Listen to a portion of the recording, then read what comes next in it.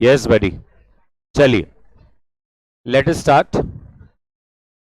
Start. आज हम लोग मैं हूं पेज नंबर 303 पर। पेज 303 पर हूं मैं। आज आपके जितने भी बड़े चार्ट है आप सब अंदर रख दीजिए, एक भी हमें चार्ट का कुछ भी नहीं करना। राइट, कीप ऑल योर, मन में गाली नहीं देना, सारे चार्ट्स को अंदर रख दीजिए। इट वॉज ऑब्वियस कि मैंने आपको बोला कल सारे चार्ट्स मिल गए। It was also obvious that we are done with 706710। कुछ सर चैप्टर भी बाकी है ना, चैप्टर 3। आज हमें करना है पहले एंटिटीज में कोऑपरेटिव सोसाइटी और प्रोप्राइटर और partnership. Once that is done, I'm done with my entities chapters. Here and there, one or two question. Now, post that, we'll take a 5-minute break and then I will start with the Caro aspect. Right? Everybody.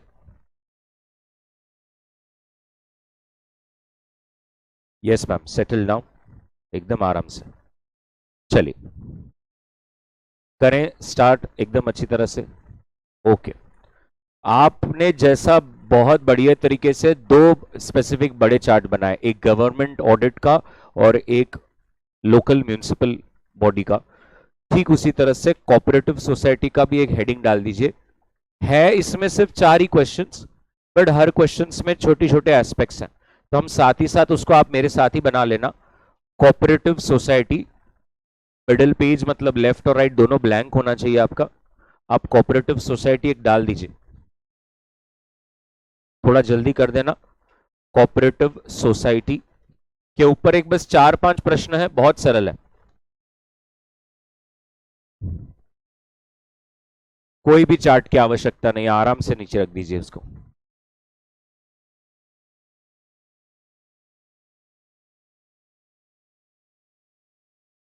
Okay,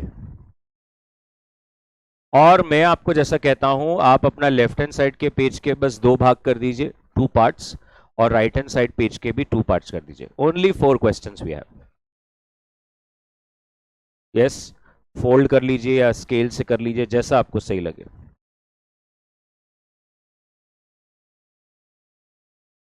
ना, सबसे पहला और एक straightforward point, it's an introduction with respect to कौन से points को ध्यान में रखना चाहिए जब भी आप ऑडिट ऑफ कोऑपरेटिव सोसाइटी करते हैं।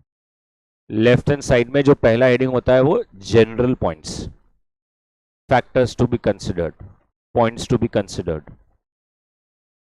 ओके, मैं एक पढ़ूंगा और मैं आपको स्पेसिफिक समझाऊंगा, आप उसमें जल्दी जल्दी आप क्या कर देना, आप भी लिख लेना, आपको देखो एक एक ही क्लियर हो जाएगा। अच्छा, आपने 1 मिनट ये देखा कितने पॉइंट्स हैं इसमें? 11। Are you getting what I am trying to say? Right, so all 11 points left hand side के पेज का जो आपने 2 पार्ट्स किया है ना, उसमें जो एक पार्ट है उसमें वो सारा बैठ जाएगा। Trust me on this. Okay, अब आपको भी ये मालूम है 3 से 4 मार्क के लिए कोई आपको 11 पॉइंट लिखने हैं क्या, वो भी इतने बड़े बड़े नहीं, हमें कोई भी अच्छे से 4, 5, 6, 7 करना है। बट हम क्यों ऐसा नहीं कर सकते, बिकॉज हो सकता है वो कोई एक स्पेसिफिक पॉइंट पर भी इनकरेक्ट करेक्ट पूछ ले, तो फिर हमें वो आना चाहिए, इसलिए हम सारे पॉइंट्स को अच्छी तरह से देख जरूर रहे हैं, बट लर्न के भावना से आपने सिर्फ 4 से 5 अच्छे कर लेने चाहिए। ठीक है, सबसे पहला है, पहले देख लेना है, समझ लेना है, फिर फटाक से भी लिख लेना है। Qualification of auditor. अभी ये लोग यहां पर कह रहे हैं कि कोऑपरेटिव सोसाइटी का ऑडिट कौन कर सकता है, तो वो कह रहे हैं सबसे पहले हर वो chartered accountant with in the meaning of CA act 1949। तो अभी क्या मैं भी सीए एक्ट 1949 के अंदर कवर्ड हूं? हाँ, लेकिन मैं उनकी चार्टर्ड अकाउंटेंट की डेफिनेशन में नहीं आता।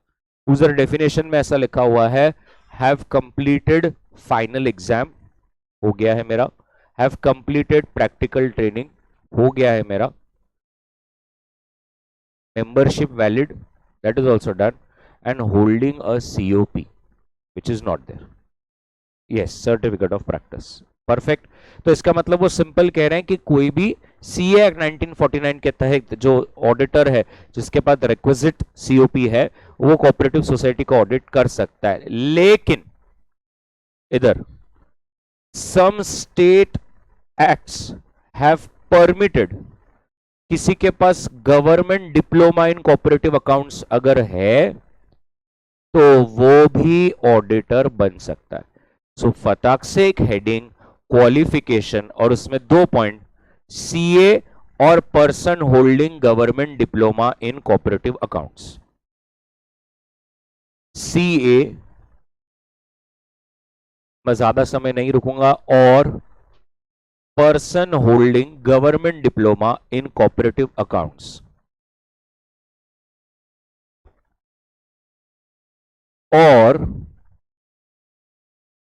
Person holding government diploma in cooperative accounts, और ऐसा व्यक्ति who has served as auditor in the cooperative department of government, और person who has served as an auditor in the cooperative department of government.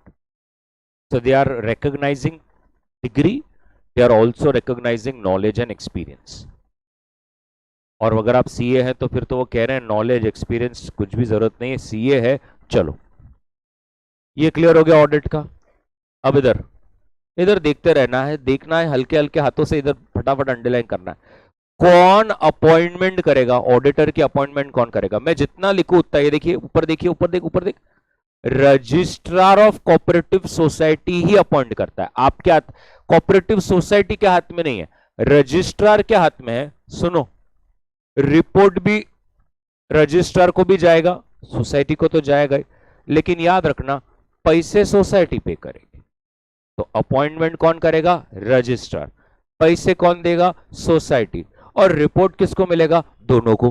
तो फटाक से appointment, appointment underline करके उसमें लिखने का बाय रजिस्ट्रार, फीस बाय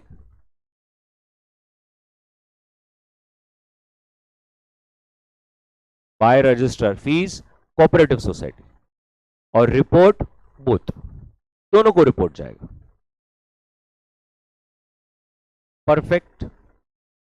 वो इसमें जो फीस होती है ना, वो आप ये समझ रहे हैं, रजिस्ट्रार अपॉइंट करता है, आप नहीं करते। तो हर कोऑपरेटिव सोसाइटी को एक स्केल पे मेजर किया गया as per the deposits and number of assets and their net worth. उस स्केल के हिसाब से ऑडिटर अपॉइंट होता है, और उस स्लैब के हिसाब से आपको ऑडिट फीस देनी पड़ती है, स्टैंडर्ड होती है वो। तो ऐसा कोई ऐसे झगड़े नहीं होते कि तुमने बहुत महंगा सीए लगा दिया, ये लगा दिया, स्केल के हिसाब से। थर्ड, अब इधर देख लेना है पहले कि कौन सी बुक्स मेंटेन करना कोऑपरेटिव सोसाइटी ने। तो इन्होंने देखो क्या बोला, एक्ट कहता है हर स्टेट गवर्नमेंट अपने अपने रूल्स बनाए। ठीक है, हर स्टेट गवर्नमेंट के हाथ में ये। जैसे महाराष्ट्र कोऑपरेटिव सोसाइटी एक्ट ने तो ये बुक्स बनाने का बोला। अब इसको सिंपल और फास्ट कैसे करना है, इधर देखिए, कहां कहां पर से पैसे आए हैं और कहां कहां पर खर्चे गए हैं, उसका एक बुक। परचेज सेल का एक बुक, असेट लाइबिलिटी का एक बुक, कैश बुक, डेटर्स और क्रेडिट सेल्स किसी का बाकी है तो, लोन्स अगर सैलरीज को दिया है और वो जो हर बार थोड़ा थोड़ा एडजस्ट होते रहता है, लोन डिसबर्समेंट रजिस्टर, और जो भी आपका फंक्शन है उसके हिसाब से और एक्स्ट्रा कुछ लगता होगा तो आप उतने एक्स्ट्रा कॉलमनर बुक्स बना सकते हैं। तो आप क्या लिखेंगे, पहला पॉइंट लिख देना, एवरी एसजी विल डिसाइड, और नॉर्मल जो बुक्स है वो अभी एक एक करके लिख लेना, all receipts and expenditure. Number 1 एक जगह पे लिखा रहेगा, बहुत मजा आएगा बाद में करने में, all receipts and expenditure. Number 2 purchase and sale. Number 3 asset and liability.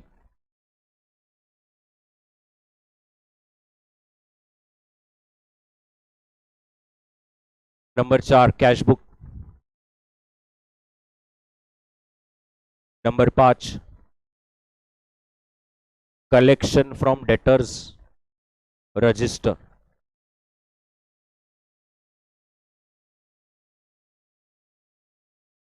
उसके बाद recovery of loan from salary,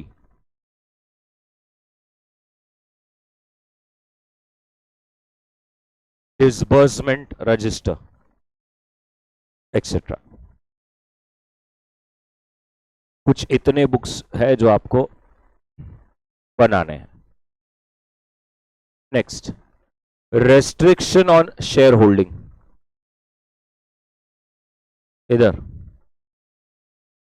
maximum 20%, 1000 रुपया इन वैल्यू। तो next, restriction on share holding,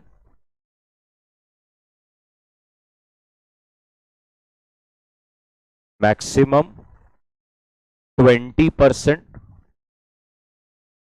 of total shares और 1000 रुपीज इन वैल्यू।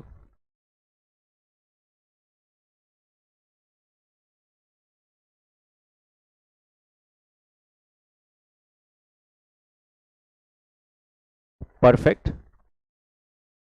अभी इसमें एक बस छोटी सी चीज, check bylaws is not contrary. इसका मतलब क्या होता है?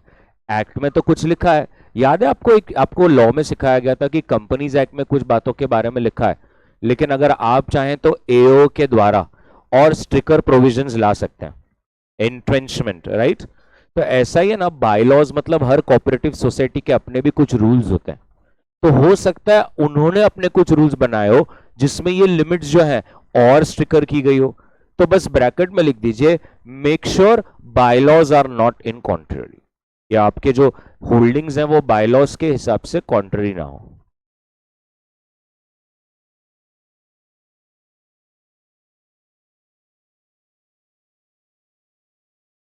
Should not be contrary. Base perfect. Next, restriction on loan. अभी इधर अगर आप देखेंगे ना, सब लोग इधर एक छोटा सा देख लेना, सोसाइटी लोन नहीं दे सकती अगर आप उसके मेंबर नहीं है तो।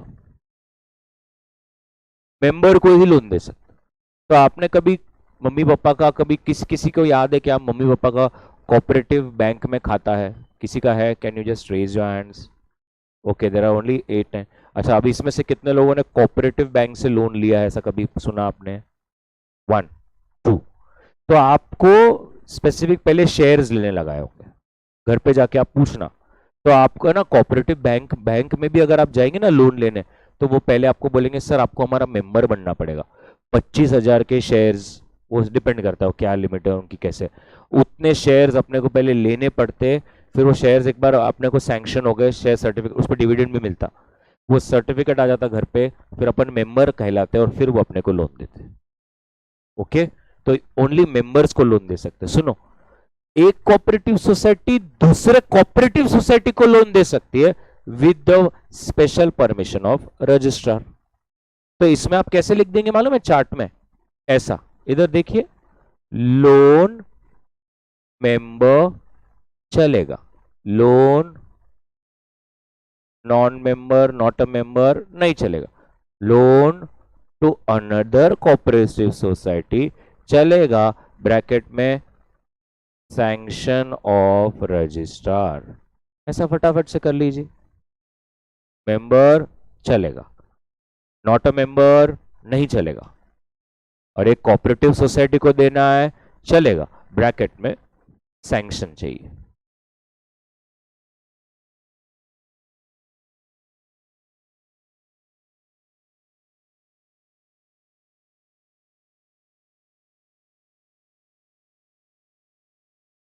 सैंक्शन फ्रॉम रजिस्ट्रार, जैसे आपका रजिस्ट्रार ऑफ कंपनीज होता है वैसा उनका भी रजिस्ट्रार ऑफ कोऑपरेटिव सोसाइटी होता है।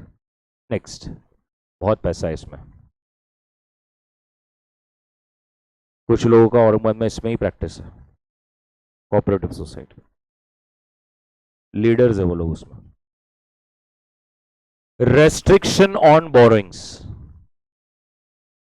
अभी सुनो, अपन ने क्या बोला? लोन एक सोसाइटी अपने मेंबर को दे सकती, क्या दे सकती है? नॉन मेंबर को, लेकिन लोन ले सबसे सकती, लेने में कोई टेंशन नहीं है। तो इधर borrowings can accept loans and deposits even from who are not the members. लिख लीजिए बोरोइंग्स, और उसमें can take from non members also.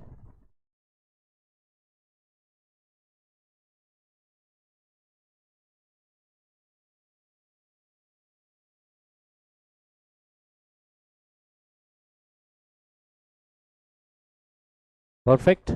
अभी आप दिल से देखिए, अपने चार्ट को देखिए, आपको सारे पॉइंट्स 6 के 6 पूरे लेना। मैं बोलूंगा तो भी आपको मालूम पड़ जाएगा कि सीए ऑडिटर कौन बन सकता है। एक तो सीए या तो जिसके पास गवर्नमेंट डिप्लोमा है, या तो कोऑपरेटिव सोसाइटी के ऑडिट, गवर्नमेंट के जो कोऑपरेटिव सोसाइटी ऑडिट डिपार्टमेंट में काम कर रहा है, इसको एक्सपीरियंस है वो भी। अपॉइंट कौन करेगा? रजिस्टर। पैसे कौन देगा? सोसाइटी। रिपोर्ट किसको मिलेगा? दोनों को। यस और नो? कितना क्लियर हो रहा है ये सारा बात? थर्ड क्या है? कौन सी बुक्स मेंटेन करेंगे? एक्सपेंस और रिसिप्ट्स की, परचेज और सेल की, असेट और लाइबिलिटी की, कैश बुक की, कलेक्शन की, लोन डिसबर्समेंट की, एक्सेट्रा। फिर आप ओनरशिप है कितना है, तो भाई 20% मैक्स 1000 इन वैल्यू। उसके बाद क्या हम लोन दे सकते हैं? क्या दे सकते हैं? मेंबर्स को दे सकते हैं, दूसरी कोऑपरेटिव सोसाइटी को दे सकते हैं, नॉन मेंबर्स को नहीं दे सकते। ले सकते हैं, ले तो सबसे सकते हैं, बराबर है। नेक्स्ट, इन्वेस्टमेंट इन फंड्स। अभी मैं ये नहीं बताऊंगा, ये लॉ में बहुत बार हो गया आपका, याद है ना वो सेफ जगह पे कहां पर पैसे लगा सकते हैं आप। ये स्टैंडर्ड वही वहां से छापा हुआ है, ये कंपनीज एक्ट का ही छापा हुआ है। बस कंपनीज एक्ट में वो थर्ड लाइन में इन्होंने यहां पे कर दिया है, in share security debentures of other society. बाकी इट रिमेन्स द सेम। जिन्होंने लॉ पढ़ा है, ये लॉ में कम से कम 6-7 बार आया हुआ है ये ऐसा बार बार, ये वो जब जगह पे डाला जाता है जहां पर आपको सेफ तरीके से इन्वेस्ट करना है। तो इन्वेस्टमेंट्स आप वहां पे आगे लिख दीजिए। 2-3 एग्जाम्पल के तौर पे लिखने अगर हो तो, in central slash state cooperative bank. Number 2,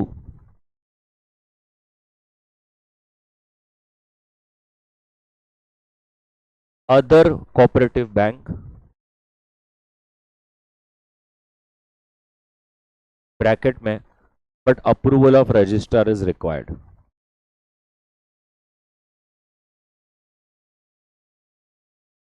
I don't know people are understanding. अगर आप 2 मिनट एक बार देख लें मुझे अच्छा लगेगा। जो ए बिट है उसमें ऐसा बोला है सेंट्रल और स्टेट कोऑपरेटिव बैंक, और मैंने आपको ए के बाद डायरेक्ट डी बोला, उसमें बोला है in any cooperative bank other than central और स्टेट, क्योंकि ऊपर तो बोल दिया सेंट्रल और स्टेट, अदर देन सेंट्रल और स्टेट बैंक है तो approval by register is required. इसलिए मैं आपको ए और डी पहले लिखा रहा हूं कि सेंट्रल और स्टेट कोऑपरेटिव बैंक है, no approval. Other than that regional अगर कोई है तो अप्रूवल लगेगा। एंड थर्ड एक लिख लीजिए, shares, security, bonds and debentures of any other society.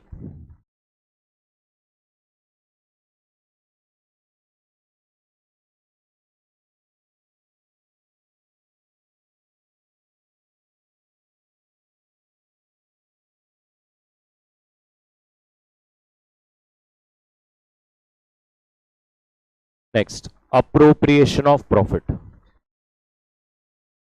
Appropriation of profit, अगर आपको मालूम है या नहीं मुझे मालूम नहीं, बैंक्स है ना, बैंक्स, तो बैंक्स को जो फ्रेमवर्क लागू होता है, फाइनेंशियल रिपोर्टिंग फ्रेमवर्क, अगर आप कभी कोई बैंक की पीएनएल ओपन करके देखना, अभी आपका जो बच्चों ने एडवांस अकाउंट्स करा है उनको ये पता है ओल्ड कोर्स का, बैंक का जब भी कोई प्रॉफिट आता है कंपलसरी पहले 25% स्टैट्यूटरी रिजर्व नामक फंड में ट्रांसफर कर देना पड़ता है। यू वुड हैव हर्ड 25%, उसके बाद ही डिविडेंड वगैरह सब कार्यक्रम होता है। तो ठीक उसी तरह से ही एक स्टैट्यूटरी रिजर्व फंड बनाया गया है, रूल कहता है उसमें आपको requisite percentage, prescribe percentage transfer करना है बिफोर डिस्ट्रीब्यूशन ऑफ डिविडेंड और बोनस। तो अप्रोप्रिएशन ऑफ प्रॉफिट प्रिस्क्राइब क्यों बोला है? एक्ट में जैसे जैसे चेंज होता रहेगा वैसे वैसे यहां पर वो लागू होगा। सो अप्रोप्रिएशन ऑफ प्रॉफिट में सिर्फ इतना लिख दीजिए,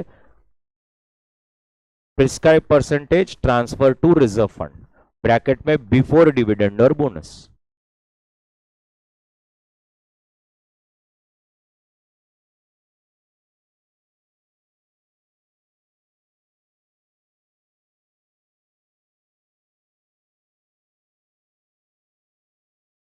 बिफोर डिविडेंड और बोनस, डिविडेंड या बोनस से पहले पहले ये रिजर्व फंड में ट्रांसफर कर दीजिए। नेक्स्ट, आपको कोई चैरिटेबल पर्पस करना है तो आप कर सकते हो, not exceeding 10%, but after transfer to reserve fund. So next, charitable purpose.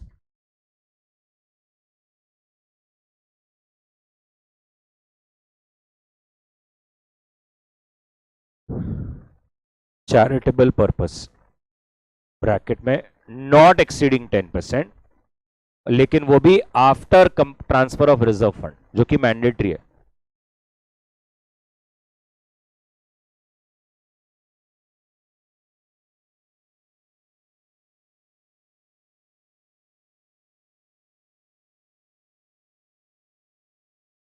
Next, reserve fund का में जो पैसा आप ट्रांसफर करते हो उसको कहां आउटसाइड लगा सकते हैं? क्या लगा सकते हैं? एक वर्किंग कैपिटल के लिए, एक इन्वेस्ट करने के लिए, थर्ड पब्लिक पर्पसेस के लिए टू प्रमोट द ऑब्जेक्टिव। लेकिन ऑडिटर का थोड़ा काम है इस पे स्ट्रिक्ट नजर रखे, वरना ट्रांसफर करके फिर उड़ा दिया आपने। तो उसमें इन्वेस्टमेंट ऑफ रिजर्व फंड, और उसमें से छोटे छोटे 3 एरोज निकाल लीजिए। Number 1 working capital, number 2 investment, and number 3 to promote the objects of society. Working capital मतलब करंट असेट्स, इन्वेस्टमेंट मतलब लॉन्ग टर्म असेट्स, और third is promote the object of society.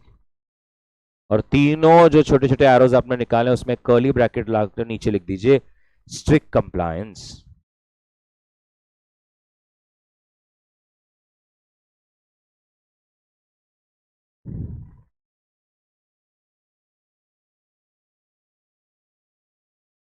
Perfect. Everybody. And the last one is education fund.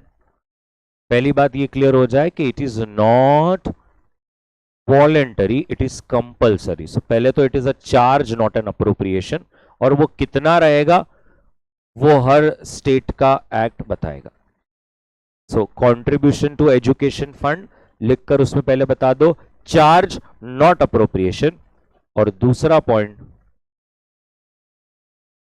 State act will decide percentage as per the class of society. State Act will decide the percentage as per the class of society. Perfect है।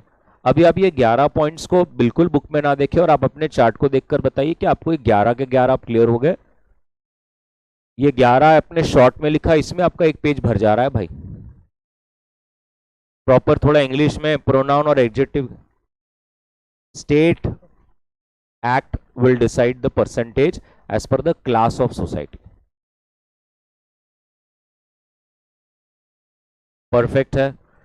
अब मैं heading भी अगर आपको बोलूं तो आप समझ सकते हैं कि आपको अंदर का क्या है, आपको क्या आइडिया है।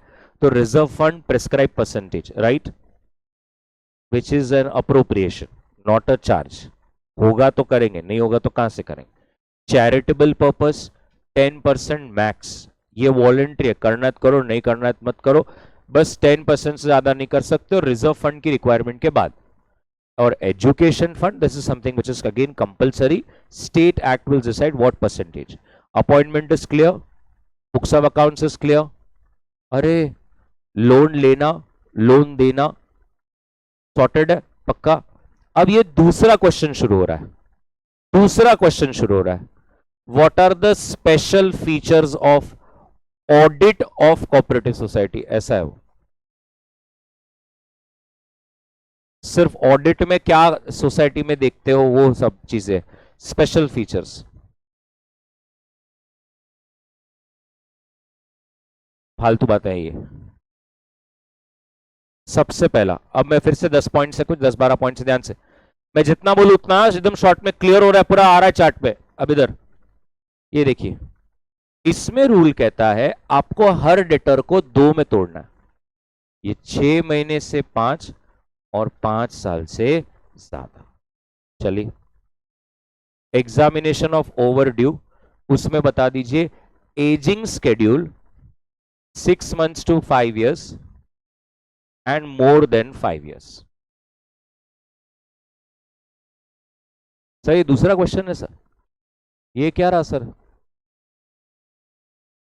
तो क्यूट। दूसरा क्वेश्चन शुरू हो चुका है, उसमें अभी हमें ये बोलना है ऑडिट में देखते क्या है हम, ठीक है। तो मैंने क्या कहा, पहली बात तो 6 महीने से अगर कम है तो वो ओवर ड्यू के डेफिनेशन में नहीं आएगा। ओवर ड्यू के डेफिनेशन में कब आएगा, 6 महीने से ज्यादा रहेगा, और उसमें आपको दो बाइफर्केशन देनी है, 6 मंथ से ज्यादा और 5 साल तक, और 5 साल से ज्यादा। क्या ये क्लियर है? क्यों ऐसा करना है? इधर चांसेस ऑफ रिकवरी ढूंढने के लिए गुड है या बैड, चांसेस ऑफ रिकवरी देखने के लिए गुड है या बैड, बैड रहा तो मारो प्रोविजन। चांसेस ऑफ रिकवरी के लिए गुड है या बैड, बैड रहा तो प्रोविजन कर दो।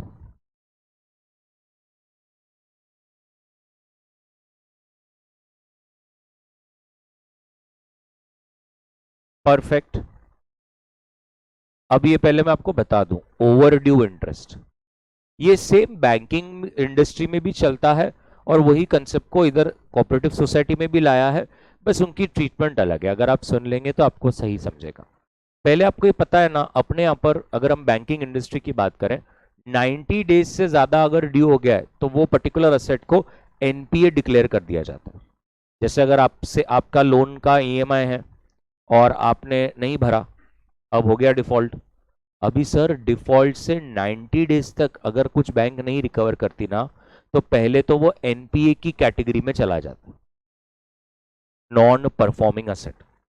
परफॉर्मिंग असेट का मतलब वो है जिस पर बैंक अपना प्रिंसिपल तथा इनकम कंटिन्यूसली वसूल कर पा रही है। एनपीए रहा तो उसमें बहुत सारे क्लासिफिकेशन है। अब आप, मैंने कहा ना, दुखद पूर्वक आप ये चैप्टर कभी नहीं सीख पाओगे। स्टैंडर्ड, सब standard, yes, loss assets, doubtful assets, ऐसे क्लासिफाई करना पड़ता है। और मुझे बताइए नॉर्मली हम कैसे प्रोविजन का रेट हम ही डिसाइड करते हैं, नॉर्मल व्यक्ति डिसाइड करता है। बैंक में ऐसा अलाउड नहीं है। बैंक में एक्ट में लिखा हुआ है कितने समय तक, कितना समय का अगर एनपीए रहा तो क्या परसेंट का प्रोविजन मारना चाहिए। आपके और मेरे बैंक के हाथ में नहीं है, बना के रखा हुआ है। Are you getting this? तो आपको मालूम है जब कोरोना हुआ था तो काफी लोगों ने डुबा दिए पैसे, काफी लोगों ने कहा पैसे नहीं हम कैसे देंगे। तो आप सोचिए पूरे देश का कितना सारा पैसा एनपीए कैटेगरी में आ सकता है। ये नो, लोग बैंक कॉल कर रही है पैसे, लोग बोलते आ घर आ, हमारी बिल्डिंग में आ, कैसे आएगा, तो कैसे रिकवर करेगा। तो खास आरबीआई ने तब स्पेशल चेंज कर कर नोटिफिकेशन जारी कर कर डिले करवाया कि भाई टाइम मीन के लिए 90 डेज में ऐसा डायरेक्ट एनपीए मत करो, वरना सारे बैंक्स का लोन एनपीए डिक्लेयर करना पड़ेगा। क्या ये बात समझ में आ रही है आपको? एवरीबडी, बहुत बढ़िया। तो उसमें ऐसा है कि जब एनपीए हो जाता है ना, तो अब इंटरेस्ट को अक्रूवल बेसिस पे नहीं रिकॉर्ड करने का, अब कैश बेसिस पे करने का। क्योंकि थोड़ा सोचिए ना, 3 महीना हो गया, सामने वाला तो ईएमआई दे नहीं रहा, चौथा मंथ आ गया, अब आप क्या हो रहा है, मन के तसल्ली के लिए क्या कर रहे हो, ब्याज को अक्रूवल बेसिस पे रिकॉर्ड करते जा रहे हो, जबकि अभी सच्चाई नहीं है कि ब्याज आएगा कि नहीं आएगा। तो उसमें ऐसा खास बोला गया है कि जब एनपीए हो जाए ना कोई पैसा, तो इंटरेस्ट को अक्रूवल नहीं, कैश बेसिस पे ही रिकॉर्ड कीजिए, क्योंकि अब मिले ना मिले। तो ठीक उसी तरह से अब यहां पर वही कंसेप्ट को कोऑपरेटिव सोसाइटी में लगाया गया है। पहली बात तो ओवर ड्यू इंटरेस्ट एक्सक्लूड कर दीजिए इंटरेस्ट आउटस्टैंडिंग एंड अक्रूड में। while anytime you calculate the profit, make a separate reserve and credit the whole amount to that. In short, they are doing the reversal of the total amount. Reverse कर देना। अगर आपको एक सरल भाषा में लिखना है तो आप ऐसा लिख सकते हैं, accrued interest on overdue amounts have to be reversed back. Accrued interest on overdue amount have to be reversed back. Bracket में record as income as and when received. record as income as and when received.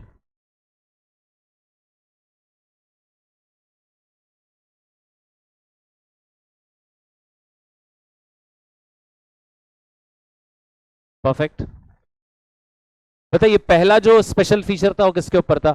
Debtor की classification पर। Number 2 क्या था भैया? ब्याज के ऊपर। अब तीसरा देखिए फिर उसी के concept, 3 point back to back उसी पर देखना है। थोड़ा यहां पर देखिए इसकी हेडिंग को जरा देख लीजिए, सर्टिफिकेशन। अब इधर देखना, सिर्फ मैं 2 शब्दों को अंडरलाइन करूंगा। इसका मतलब क्या?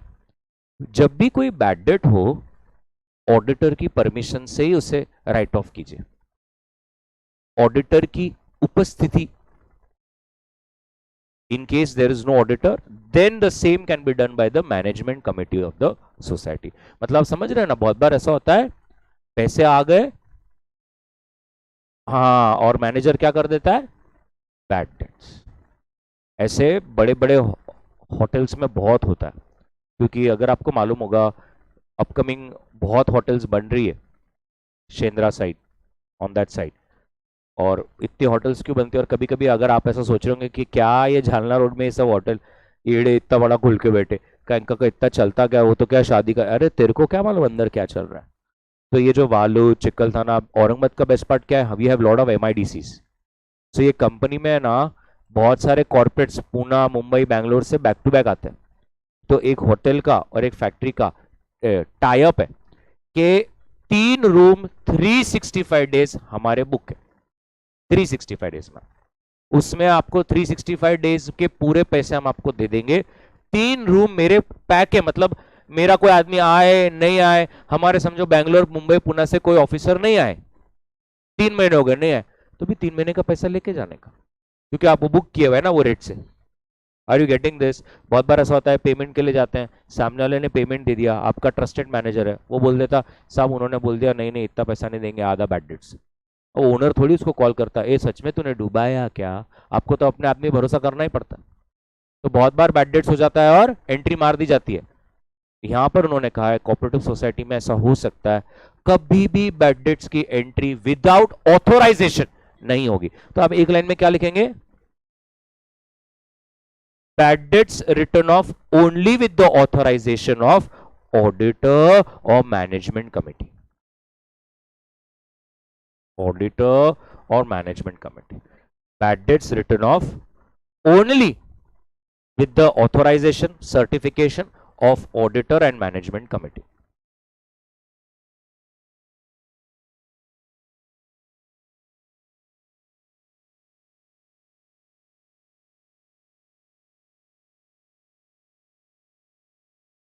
परफेक्ट। अब ये दिखने के लिए कैसा दिख रहा है? हमें लगता है माय गॉड। बटी असेट और लाइबिलिटीज, अभी देखो मैं जो जो करूंगा आप मुझे बोलना कि मैं सही क्या क्या। इधर देखिए ना प्लीज, सबसे पहले वो क्या बोल रहा है,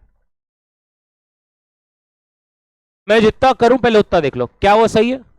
वो कह रहे देखिए कभी भी असेट और लाइबिलिटी रिकॉर्ड करना हो, जो भी अकाउंटिंग स्टैंडर्ड जनरल प्रिंसिपल जो है उसको फॉलो करो। इधर देखिए नंबर 2, ये 3 सही है क्या? देखिए क्या ये सही है? एग्जिस्टेंस का मतलब क्या होता है buddy? Very good, physical verification. Ownership का मतलब क्या होता है? किसके नाम पर असेट है। और वैल्यूएशन का मतलब क्या होता है? कौन सी अमाउंट पे रिकॉर्ड हुआ। आप ये 3 नहीं देखेंगे क्या? यस, आप कोई ऑडिट करने गए फैक्ट्री में या कोई कहीं पर भी आप ऑडिट करने गए, नाम सोसाइटी के नाम पर नहीं है, असेट है सोसाइटी में ही, बट सोसाइटी के नाम पे बिल होना ना। ओनरशिप, अच्छा बिल है सोसाइटी के नाम पे बट दिख ही नहीं रहा।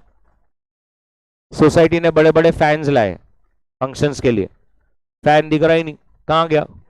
बिल है फैन नहीं है, फैन है बिल नहीं है, फैन और बिल दोनों है, सोसाइटी के नाम नहीं है, क्या वैल्यूएशन पे? ये 3 चीज असेट के रिगार्डिंग देखनी है। 1 मिनट, कितना स्टूपिड।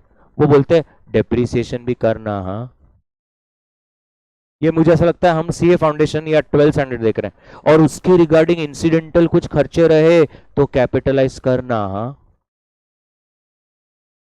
1 मिनट, कौन बोल रहा है? ये कौन बोल सकता है? अगर कॉस्ट ऑफ एक्विजिशन और मार्केट प्राइस में डिफरेंस रहा तो प्रॉपर डिस्क्लोजर देना है। यस, वैल्यू गिराना भी पड़ता है। AS 28 इम्पेयरमेंट, कल जाके मार्केट प्राइस बढ़ गई, गिर गई, तो then you have to justify, right? अच्छा, करंट असेट्स को कॉस्ट और market price whichever is lower. और एक मिनट, लाइबिलिटीज रही तो मेक श्योर सारी लाइबिलिटीज को बुक में रिकॉर्ड करना और कंटिंजेंट लाइबिलिटी को नोट्स टू अकाउंट्स में बताना। मैं मालूम है क्या करता था, अगर आपकी जगह पे ऐसे बैठा होता, अभी चार्ट बनाता, valuation of asset and liability, मैं क्या लिखता मालूम है आगे?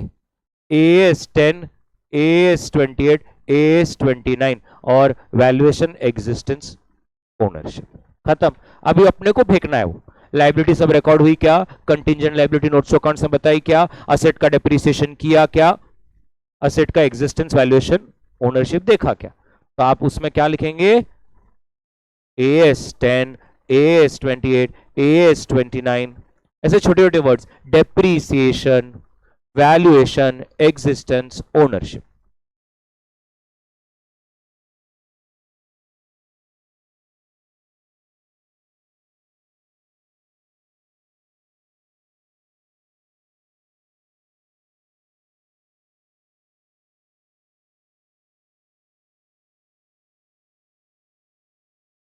परफेक्ट एवरीबडी, तो what is required you have to put. अब इधर ये क्या है, देखो इधर कोऑपरेटिव प्रिंसिपल्स, मैं जो बोलूं उतना ही अभी इधर देखना सब लोग, एवरीबडी इधर देखना। पहला पॉइंट इतना देखिए, पहले क्या बोल रहा हूं, जिस पर्पस के लिए कोऑपरेटिव सोसाइटी सेटअप हुआ था, क्या वो ऑब्जेक्टिव अचीव हो रहा क्या, राइट? जिस पर्पस के लिए it was set up, are we working towards that goal? That's one. इधर इसीलिए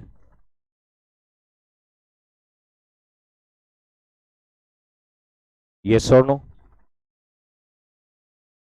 in the larger interest, social benefit। Third, क्या आपको बहुत गैप दिख रहा है? क्या अचीव करना था और क्या अचीव हुआ उसमें? नंबर 4, इसीलिए तो कहते हैं ये नहीं होना चाहिए, ये नहीं होना चाहिए, यही होना चाहिए, और प्रोप्राइटरी ऑडिट फॉलो करना चाहिए। प्रोप्राइटरी ऑडिट समझता है ना? कोऑपरेटिव सोसाइटी का पैसा नहीं अपने पास होता तो कैसे खर्चते, ऐसे मैनेजमेंट कमेटी के मेंबर्स ने पैसा खर्च करना चाहिए। यस, तो मैं जो पॉइंट बोलूं उसमें number 1, goals slash objectives achieved और no, goals slash objectives achieved or no। उसी में number 2, no wastage of funds, no wastage of funds. Number 3, remove middlemen and purchase from wholesaler, remove middlemen and purchase from wholesaler। This is in the context of retail cooperative society। And follow proprietary audit, follow proprietary audit।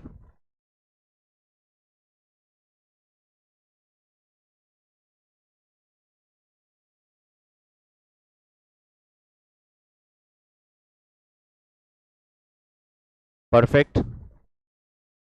Next 6 point पे focus किस पे है, ये देखिए, इस पे, act पे, rules पे। तो इधर देखो उन्होंने क्या बोला, कोऑपरेटिव सोसाइटी एक्ट और रूल्स का कोई इंफ्रिंजमेंट तो नहीं हो रहा ना। तो नेक्स्ट सिर्फ हेडिंग में ही कर लेंगे, compliance with act, rules and bylaws, compliance with act comma rules and bylaws.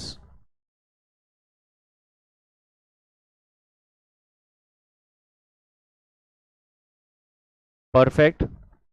Next member register, देखो एक मिनट, अब मेंबर रजिस्टर क्यों देखने का, अरे बडी, लोन लिया, लोन दिया, और क्या लोन का बैलेंस आउटस्टैंडिंग है, सब बराबर तो है ना? कोई भी तरह का मैन्युपुलेशन ना हो। तो मेंबर्स रजिस्टर में loan given, repaid and outstanding balance क्या लिखेंगे? Loan given comma repaid and outstanding balance, bracket में नो मैन्युपुलेशन।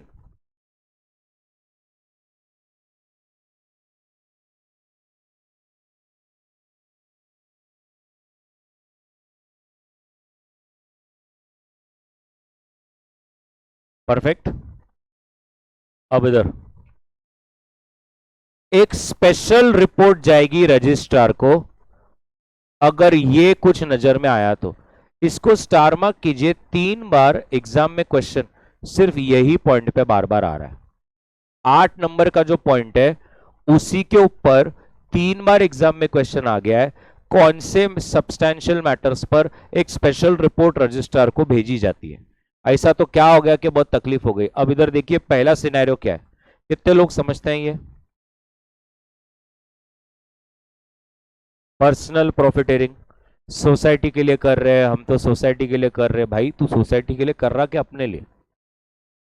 मालूम पड़ा अपना कमीशन जोड़ दे रहे हो उसमें। नंबर 2 ये देख,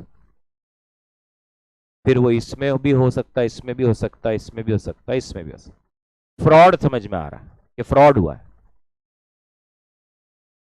मिसमैनेजमेंट, वो भी किसके अगेंस्ट? Cooperative principles. यस। चौथा, बैंक्स के रिगार्डिंग बोला है उन्होंने, disproportionate advance to vested interest groups. इसका मतलब क्या? मैनेजमेंट के ही रिलेटिव को लोन मिल रही। ये देखो, नेग्लिजेंस अबाउट रिकवरी, कोई भी रिकवरी के इनिशिएटिव्स नहीं लिए जा रहे, फुल नेग्लिजेंस। अपने ही मैनेजमेंट कमेटी के जो लोग हैं उनके रिलेटिव्स को लोन देना, रिकवरी करना नहीं। ये क्या समझ में आ रहा है? रेकलेस एडवांसिंग मतलब क्या होता है? ना ना ना औकात देख रहे, ना रिपेमेंट कैपेसिटी देख रहे, बस दे दे दे। फिर क्या मतलब आ रहा है? तो बहुत दिक्कत का काम हो सकता है। याद रखिए इन पॉइंट्स को फिर से एक बार। मेंबर खुद ही मजा ले रहे, कैसे मजा ले रहे? फ्रॉड और मिसमैनेजमेंट करके। और सिर्फ मेंबर ही नहीं, उनके रिलेटिव्स भी मजा ले रहे। तो एक ही पॉइंट में हम कैसे कर सकते हैं? Members and their relatives are doing mismanagement and fraud. बाद में वो अपने को उसको डेवलप करते आना। Members and their relatives are doing mismanagement and fraud.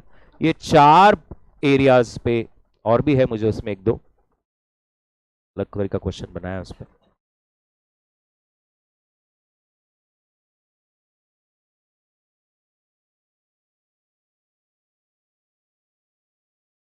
Perfect. Audit classification of society. अभी है ना, ऑडिट होने के बाद है ना, ऑडिटर है ना सोसाइटी को एक क्लास में कैटेगराइज करता है। तो समझ लीजिए देयर आर 5 क्लासेस, बेस्ट से वर्स्ट में। और आपने एक सोसाइटी का ऑडिट किया और आप उसको क्लास 3 में डालना चाहते हैं, क्लास 3 अवार्ड में डालना चाहते हैं। रूल कहता है, मैं प्रैक्टिकली भी बता रहा हूं, सोसाइटी की जो कमिटी रहती है ना, उसके साथ बैठ के पहले ऑडिटर डिस्कस करता है, सर मेरे को ऐसा ऐसा लग रहा है। फिर भी आपने अगर क्लास 3 डाला और कोऑपरेटिव सोसाइटी को लगा अरे क्या पागल है क्या, अपन तो क्लास 1 है, तो फिर आप अपील कर सकते हो और रजिस्ट्रार आपकी अपील को सुनेगा और आपको जहां लगता है वहां स्पेसिफिक फिर से ऑडिट करवाएगा। तो यहां पर ऑडिटर को सोसाइटी को कैटेगराइज करना है और रजिस्ट्रार को बताना है।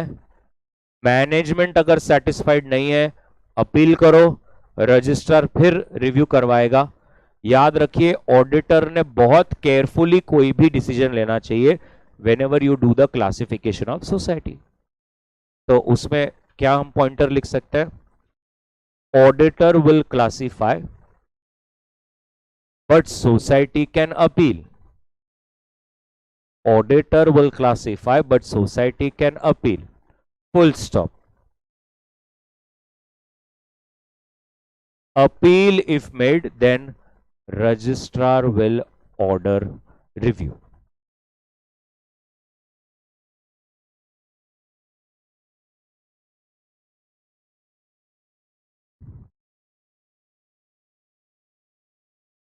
Appeal if made, registrar will order review. So cute. Clear? Promise.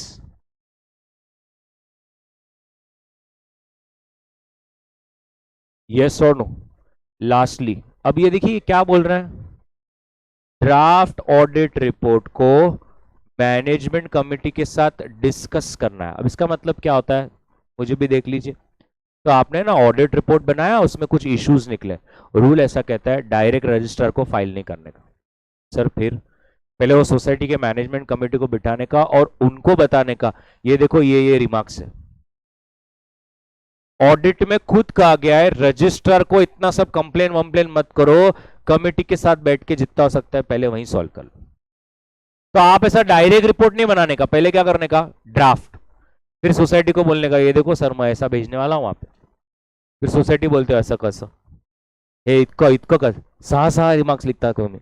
मग ते काय केलंच नाही ना, मग करून टाकू ना आपण, त्याच्यामध्ये काय मग करा, जितना हो सकता उतना सॉल्व करने का, और उसके बाद ही रजिस्ट्रार को फाइल करने का. सुनो, बिना सोसाइटी के साथ कंसल्ट किए, मैनेजमेंट कमेटी के साथ बैठे डिस्कस किए, डायरेक्ट रजिस्ट्रार को फाइल नहीं कर सकते. ये एक स्टेप में कंपलसरी प्रोसेस है. मैनेजमेंट कमेटी नहीं बैठना चाहती या नहीं डिस्कस करना चाहती वो बात अलग हो गया, बट पहले आपको बोलना पड़ेगा कि मेरा ड्राफ्ट रेडी है and I am ready for discussion, whenever you are available let me know. उसके बाद ही आप आगे फाइनल रजिस्ट्रार को भेजेंगे. राइट? तो उसमें सबसे पहले आप लिख दीजिए discuss with society and then file with registrar. Discuss with society and then file report with registrar.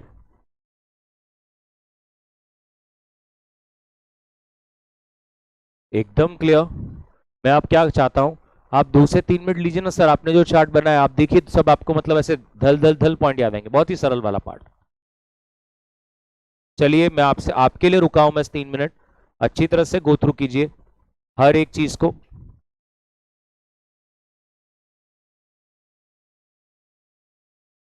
हम साथ में भी कर सकते हैं. क्वालिफिकेशन में हम क्या बोलेंगे सर, सीए डिप्लोमा होल्डर या जिसके पास एक्सपीरियंस है, जो ऑडिट डिपार्टमेंट में पहले से कर रहा है. ठीक है. नेक्स्ट, अपॉइंटमेंट कौन करेगा और पैसे कौन देगा और रिपोर्ट किसको मिलेगा. बुक्स ऑफ अकाउंट्स की बात करें तो क्या क्या आ जाना चाहिए, जहां जहां पे खर्चा हुआ है, जहां जहां से पैसे आए हैं, कैश बुक कर लो, असेट लाइबिलिटी कर लो, कलेक्शन फ्रॉम डेटर्स कर लो, परचेज सेल कर लो. ये कुछ ऐसी बुक्स है जो आपने मेंटेन करनी चाहिए. उसके बाद restriction on share holding 20% of the max और 1000 in value. Next, restriction on loan पे अगर हम देखा जाए तो मेंबर को कर सकते हैं, नॉन मेंबर्स को नहीं कर सकते. कोऑपरेटिव सोसाइटी को कर सकते हैं सैंक्शन लेकर. बोरोइंग की अगर हम बात करें तो नॉन मेंबर से बोरो किया जा सकता है. इन्वेस्टमेंट्स की अगर हम बात करें तो सेंट्रल या स्टेट कोऑपरेटिव में कर सकते हैं. सेंट्रल या स्टेट कोऑपरेटिव को छोड़कर कहीं और करना हो तो आप परमिशंस के थ्रू कर सकते हैं, और बाकी तो शेयर्स डिबेंचर्स में दूसरी सोसाइटी के तो इन्वेस्ट कर ही सकते हैं. अप्रोप्रिएशन की अगर हम बात करें तो एक रिक्विजिट रिजर्व फंड में पैसे ट्रांसफर करना है, और याद रखिए कि अप्रोप्रिएशन है, चार्ज नहीं. चैरिटेबल पर्पस में आप एक बात याद रखें कि 10% मैक्स है, और याद रखें कि ये कोई चार्ज नहीं है, ये अप्रोप्रिएशन है. करना है तो करो, नहीं करना है तो मत करो, ये वॉलेंट्री है. और इन्वेस्टमेंट ऑफ रिजर्व्स आप कहां करेंगे, तो सिंपल है, करंट असेट मतलब working capital, long term asset मतलब इन्वेस्टमेंट्स, और अंत में अगर आप चाहें तो उन्होंने क्लियर बोला है पब्लिक पर्पसेस के लिए, आप कौन से ऑब्जेक्ट के लिए सोसाइटी बनी गई थी उसको प्रमोट करना है तो आप कर सकते हैं. इन तीनों में थोड़ा सा स्ट्रिक्ट विजिलेंस रहना जरूरी है. अंत में एजुकेशन फंड में कितना कंट्रीब्यूट करना, which is a charge but not an appropriation, ये हर स्टेट की कोऑपरेटिव सोसाइटी एक्ट बताएगी. नेक्स्ट, अगर हम ऑडिट की बात करें, सबसे पहले तो ओवरड्यू डेट्स जो हैं इसको आपको मेक श्योर करना है कि आप 2 तरह से क्लासिफाई करें, 6 महीने से 5 साल और 5 साल से ज्यादा. इसमें देखना सिर्फ ये है कि रिकवरी है कि नहीं, रिकवरी नहीं है तो बैड है, तो बैड है तो उसका प्रोविजन मारा कि नहीं. नंबर 2, ओवरड्यू इंटरेस्ट को मेक श्योर करना है कि आप रिकॉर्ड ना करें और उस सारे ओवरड्यू इंटरेस्ट को अपनी इनकम ना बताएं, अब उसे रिवर्स करें. नंबर 3, बैड डेट्स जो है जब भी ऑथोराइज हो तो ही आप कर सकते हैं, पहले ऑडिटर उसके बाद मैनेजमेंट कमेटी, बिना ऑथोराइजेशन के कोई भी राइट ऑफ बैड डेट्स नहीं चलेगा. नंबर 4, असेट और लाइबिलिटीज की बात करें तो डेप्रिसिएशन लिया क्या, सारी लाइबिलिटीज को रिकॉर्ड किया क्या, कंटिंजेंट लाइबिलिटी तो नोट्स टू अकाउंट से बताया क्या, असेट के रिगार्डिंग आपने क्या वैल्यूएशन, एग्जिस्टेंस और ओनरशिप के बारे में देखा क्या, करंट असेट को हमेशा कॉस्ट और market value which ever is lower पे रिकॉर्ड किया क्या, ये सब बातों को देखना है. कॉर्पोरेट प्रिंसिपल्स की अगर हम बात करें तो क्या जिस पर्पस के लिए जिस जिस जिस प्रिंसिपल को अचीव करने के लिए सोसाइटी बनी थी, क्या वो पर्पस अचीव हो रहा है, क्या अभी तक डिफरेंसेस आए हैं, क्या कितना डिफरेंस है आपको टारगेट्स में और जो आपने अचीव किया उसके बीच में। प्रोप्राइटरी ऑडिट कंसेप्ट को फॉलो कीजिए, मतलब कभी भी कोई मैनेजमेंट कमेटी ने खर्चा वैसे ही करना चाहिए जैसे वो खुद का पैसा हो। ऑब्जर्वेशन मतलब आपको मेक श्योर करना है कि क्या एक्ट रूल्स बायलॉज सारे कंप्लाई हो रहे हैं, क्या नॉन कंप्लायंस हो तो बताना है। नेक्स्ट, मेंबर रजिस्टर को चेक करना है। मेंबर रजिस्टर को क्यों चेक करना है? बिकॉज मेंबर्स जो है वो लोन उठाते हैं, लोन उठाने के बाद क्या वो लोन रिपे कर रहे हैं, रिपे करने के बाद आउटस्टैंडिंग बैलेंस क्या है, ये सारी चीजों को देखना है तो उसमें कर सकते हैं। स्पेशल रिपोर्ट कब भेजनी पड़ती है? स्पेशल रिपोर्ट तब करनी पड़ती है जब जो मैनेजमेंट है वो पर्सनल प्रॉफिटरिंग कर रहा है, खासकर की कोऑपरेटिव बैंक्स में इन्हीं लोगों के रिलेटिव्स को रेकलेस एडवांसिंग की जा रही है और रिकवरी के कोई भी नेग्लिजिबल स्टेप्स लिए जा रहे हैं। नंबर दो, आपको फ्रॉड मिल गया है और वो फ्रॉड हो सकता है परचेस में, सेल्स में, एक्सपेंस में, इनकम में, कहीं पर भी। और third, complete mismanagement against the principles of society, जो रूल्स बने हैं उसका पूरा उल्लंघन करते हुए सारा मिसमैनेजमेंट की तरफ से काम हो रहा है। यहाँ पर ऑडिट क्लासिफिकेशन में रूल कहा गया है कि जब भी आप ऑडिटर करें आपको एक क्लास एक अवार्ड देना है, जब भी आप ये दे तो सोसाइटी से डिस्कस करके करें। अगर सोसाइटी को फिर भी नहीं पसंद आता है तो वो रजिस्ट्रार को बोल सकते हैं, रजिस्ट्रार रिव्यू के लिए ऑब्वियसली ऑर्डर्स देगा। और डिस्कशन ऑफ ड्राफ्ट में आप पहले ड्राफ्ट को डिस्कस करें, माइनर इश्यूज हैं तो वहीं रिजॉल्व करें और उसके बाद ही फाइल करें। कितना क्लियर हो रहा है एकदम, मतलब क्या है ये, हट, ऐसा थोड़ी होता है यार। Next, which circumstances central registrar will hold an inquiry into a multi-state cooperative society? Central समझ गया ना आप, अभी स्टेट गवर्नमेंट ने, अभी सेंट्रल है, तो इसमें कब कर सकता है, किससे रिक्वेस्ट करने का? एक,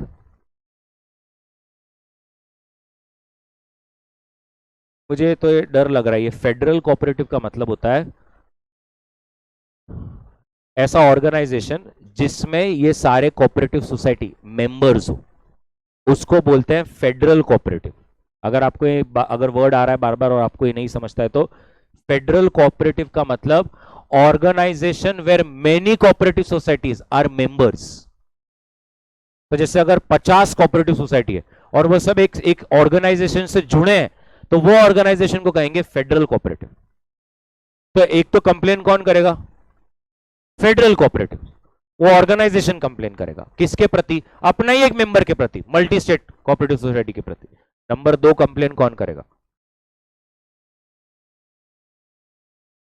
तीन हो गया यहाँ पे, ये एक ये है, दो ये है, तीन ये है।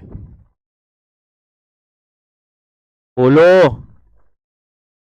मुझे डर लग रहा है यहाँ पे और आ गया, ये चौथा है। तो बोर्ड के मेंबर्स में देखा जाए तो 1/3 और टोटल मेंबर्स ऑफ सोसाइटी में 1/5। ये कंप्लेन कर सकते हैं, चार लोग कंप्लेन कर सकते हैं। तीसरा क्वेश्चन है ये, सेंट्रल रजिस्ट्रार इंक्वायरी कब करेगा? On the complain of these 4 people. Federal cooperative, कोई क्रेडिटर मतलब जिसको सोसाइटी से पैसे लेने हैं, 1/3 मिनिमम बोर्ड या 1/5 मिनिमम मेंबर्स ने अगर कंप्लेंट डाली तो फिर सेंट्रल रजिस्टर आएगा। यस और नो? कैसे होगा? भेजा जाएगा टू इंस्पेक्ट,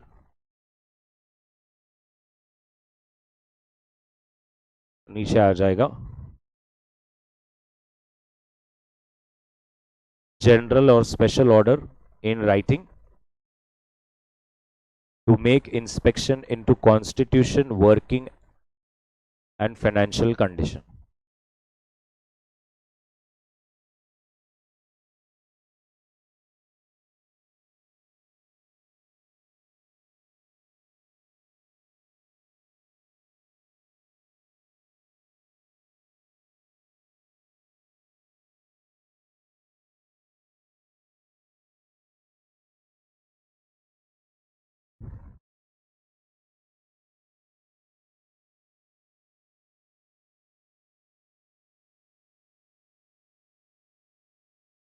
पक्का?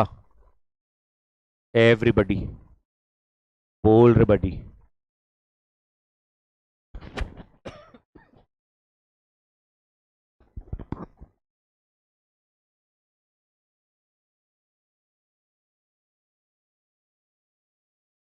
क्वेश्चन 58 पे आइए।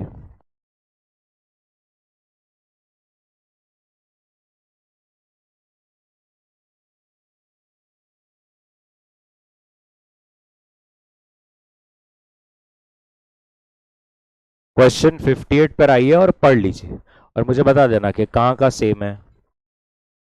Question 58, 2 minutes to you.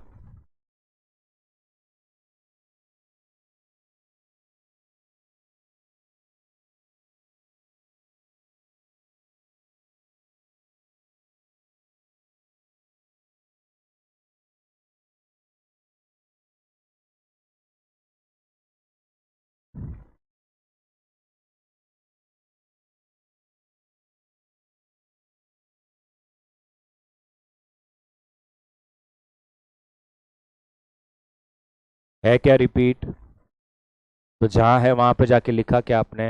मतलब वहां पे ये जो 58 है उसके सामने लिखा क्या कि सेम एज क्वेश्चन नंबर 69 का कौन सा पॉइंट? ऐसा करो ना फिर बडी, तो आपके लिए बहुत सरल हो जाएगा जब आप रिवाइज करेंगे। अब आप समझे मैं क्यों ऐसा बोल रहा था कि हम एक आधा पॉइंट ही क्यों ऐसे 5 पॉइंट करके बाकी नहीं छोड़ सकते? कोई भी पॉइंट पे कुछ भी पूछ सकते हैं ना। ये देख अभी क्वेश्चन 53 देख और मुझे बता कि ये 2 पॉइंट अपन ने सीखे क्या। क्वेश्चन 53 कि ये 2 पॉइंट आपने सीखे क्या? पढ़ लीजिए देखो आपको कहां दिखा ये।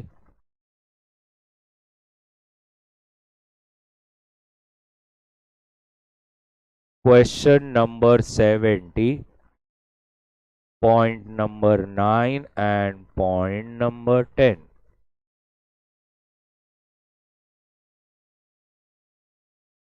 दिल से बताओ इतना अच्छी तरह से हुआ है कि आप हेडिंग देख के आपको समझ में आ रहा है कि वो ऑडिट क्लासिफिकेशन मतलब क्या रहता, मालूम है ना?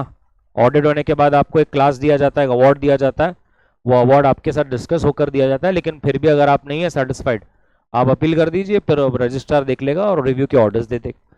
और ये डिस्कशन ऑफ ड्राफ्ट ये करना ही पड़ता है ना। और जो भी माइनर इरेगुलरिटीज है वो वहीं के वहीं सॉल्व कीजिए ना, क्यों रजिस्ट्रार को इतना दिमाग लगाना।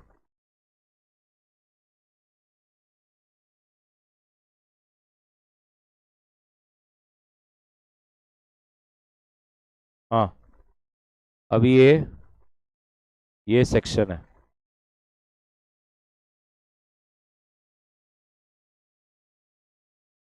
अब मुझे बताओ ये कंपनी लॉ के कौन से सेक्शन जैसा दिख रहा है आपको? कंपनी लॉ के कौन से सेक्शन की तरह दिख रहा है? बॉडी कॉर्पोरेट, ऑफिसर और एम्प्लॉय रहा तो नहीं चलेगा। अ पर्सन इज अ, हाँ डिस्क्वालिफिकेशन सेक्शन बोलना।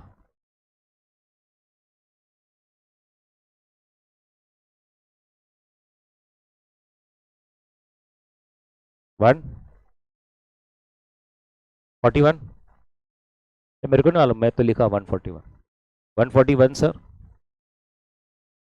3 तो ड्यूटीज है ना, 3 ड्यूटीज है। 142 रेम्यूनरेशन है। 144 is auditor not to render certain services. फिर 145 और 146 है rights to sign, right to attend meetings. 147 is penalties, 148 is cost audit, 141 eligibility है। हाँ मतलब वही eligibility and disqualification. 140 is resignation and removal और अपॉइंटमेंट। अरे बोलो, एक मिनट देखो ना उन्होंने कैसे चेंज कर दिया।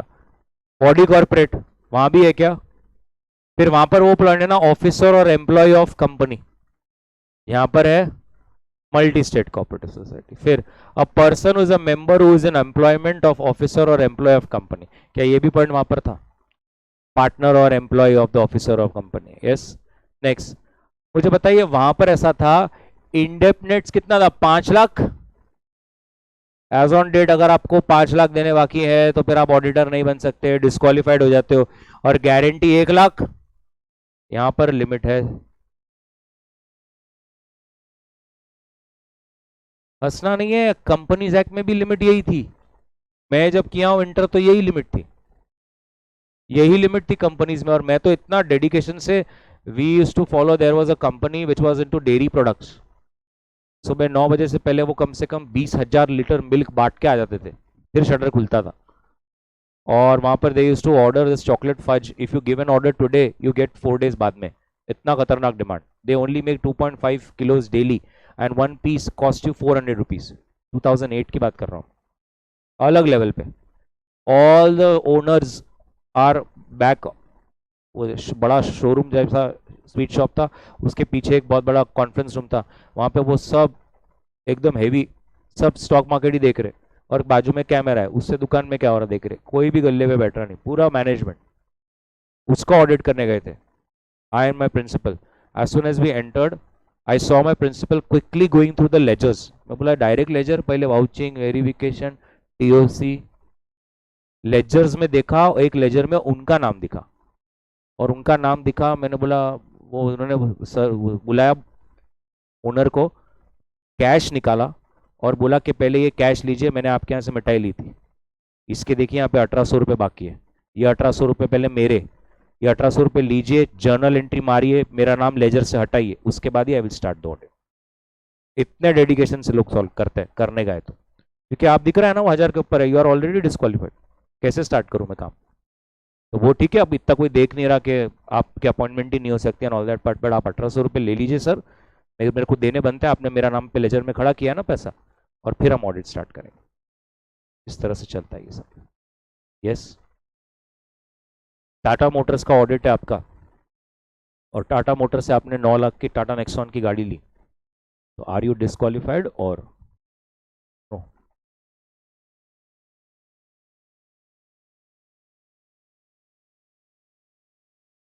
ऑडिट ऑफ कंपनीज तो मैं मतलब I should not be that प्राउडी, but ऐसा सिखा सकता, मतलब कोई किसी का हाथ नहीं पकड़ सकेगा। अगर आप इंडिगो एयरलाइन से जा रहे हैं, अपना ये इसका डेस्टिनेशन वेडिंग है, सबको ये लेके जा रहा है Ramoji film city, and he has booked Indigo airlines सबके लिए, अपने लिए, और इसको पेमेंट देना बाकी इंडिगो को 7.5 लाख रुपए का, तो क्या, और इसके पास इंडिगो एयरलाइंस का ऑडिट है, तो क्या ये कर सकता कि नहीं कर सकता? आप सोचिए, मुझे नहीं मालूम, मैं तो आज ही आया हूँ। कर सकता क्या?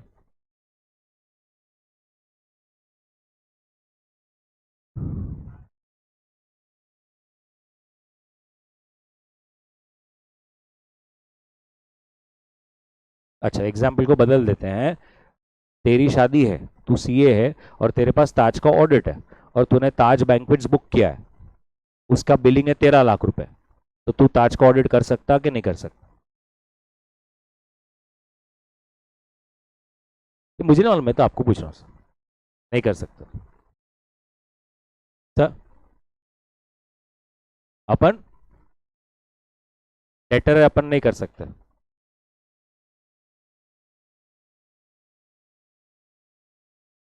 आप बोलो।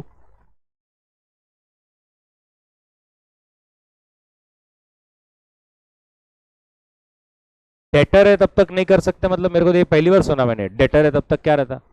कंपनी को पैसे देने हैं ना अपने को, अपने को कंपनी को देने हैं ना पैसे, तो you are indebted to company ना, एक्सीडिंग 5 lakhs, तो तू बोल रहा डेटर है तब तक नहीं कर सकता, मतलब? हाँ, तो कर सकते कि नहीं कर सकते ऑडिट? नहीं कर सकते। अच्छा, तू बोल रहा है कि हम ऑडिट नहीं कर सकते, यू आर डिस्क्वालीफाइड।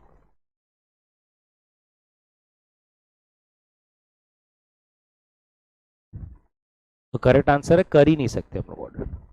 और उसमें ऐसा है कि अगर समझो फॉर एग्जाम्पल आप गए, आपका बिलिंग भी अगर 10,000 का है, और आपने ऐसा बोल दिया बिल खत्म होने के बाद, so let's say my wife goes to a particular hotel, और वहां पे अगर मेरे पास उसका ऑडिट है, उनका किटी पार्टी चल रहा है, और वहां पर आपने डाल दिया, अरे ऐसे कैसे, हम तो ऑडिटर की फैमिली से है ना, कुछ डिस्काउंट तो दीजिए, डिस्काउंट की बात आ गई, तो वो एक ट्रांजैक्शन है आपका, कमर्शियल ट्रांजैक्शन, वो आर्म्स लेंथ प्राइस पे नहीं हुआ तो भी आप डिस्क्वालीफाइड हो जाते हैं। इसीलिए बहुत बार जिसके पास जिसका ऑडिट है, लोग अपने नाम पे बिल नहीं बनाते, किसी दूसरे के नाम पे बिल बनाने का। शादी, शादी क्या?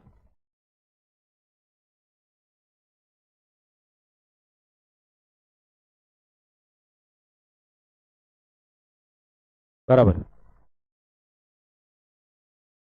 डन। चले, अरे अरे अरे, If the auditor becomes subject to after his appointment disqualification, he have to quickly vacate his office. सीधा वेकेट कर देना है. First auditor or auditors shall be appointed by board within 1 month of the date of registration. Is it the same वहां पर भी?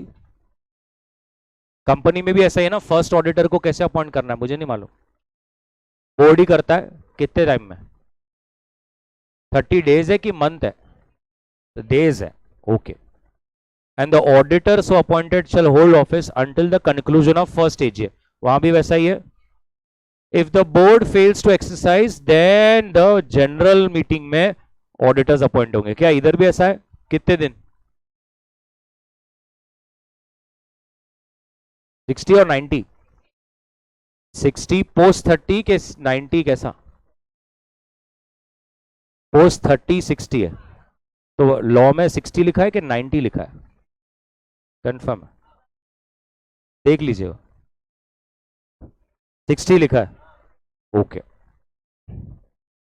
The subsequent auditors will always be appointed by in the AGM only, and they will hold the office from the conclusion till the conclusion of next AGM. Next conclusion मतलब adjourn के साथ conclude हो जाना. Adjourn हुआ तो नहीं चलेगा. Yes, adjourn is something which is still continuing. Okay.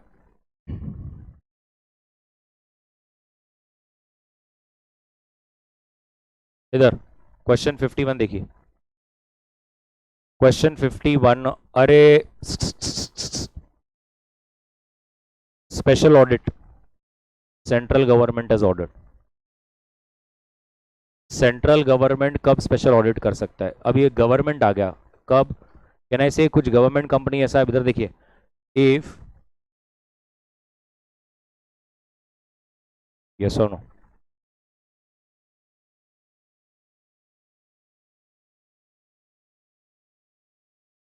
अरे यस और नो. उधर भी वैसा ही है ना. ये कब हो सकता है स्पेशल ऑडिट? वही सब चीजें. Affairs are not manage as per the principles. Number 2, serious damage to the business.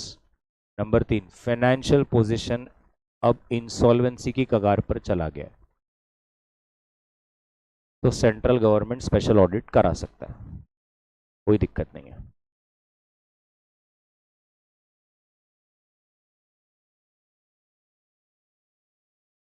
मेरे को लगता है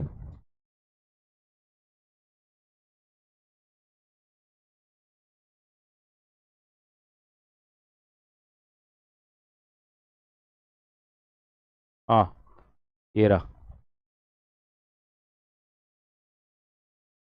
कौन सा क्वेश्चन था? आप भी 51.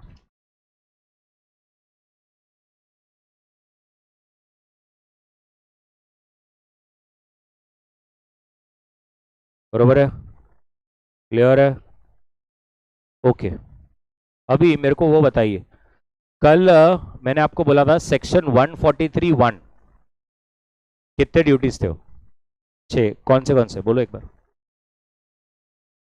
Transactions are not mere book entries. Personal expenses, investments are sold below cost. Loans and advances are secured. Loans and advances are not shown as deposits. And if the shares are issued for a consideration other than cash. ये 6 थे ना. इधर देख. Ditto copy, powers and duties, section 73. Check करो यही है क्या. Check करो यही है क्या. डिट्टो कॉपी है क्या?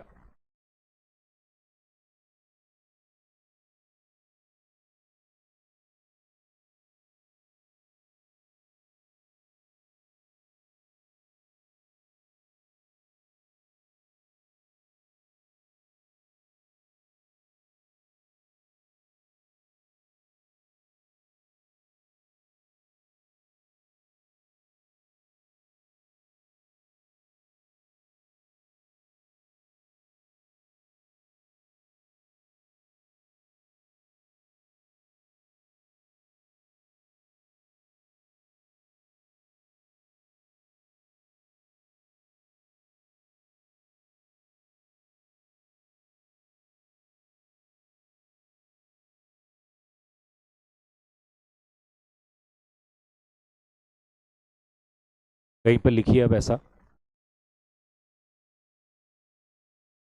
Section 143(1) of companies act 2013।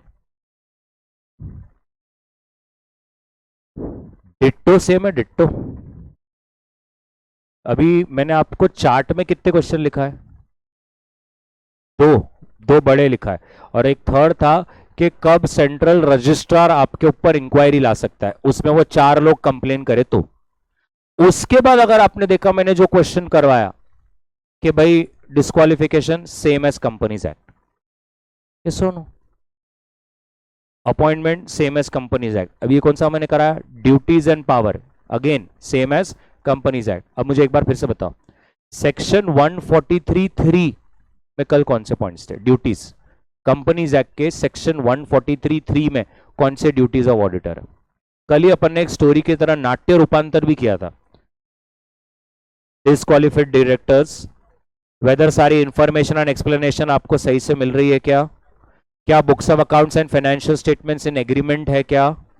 क्या ब्रांच से आपको रेगुलर रिपोर्ट्स वगैरह समराइज आ रही है क्या?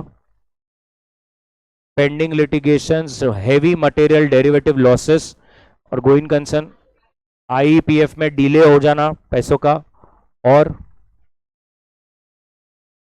रिमार्क्स, एडवर्स रिमार्क्स एंड उसके ऊपर कमेंट्स। अब देखिए,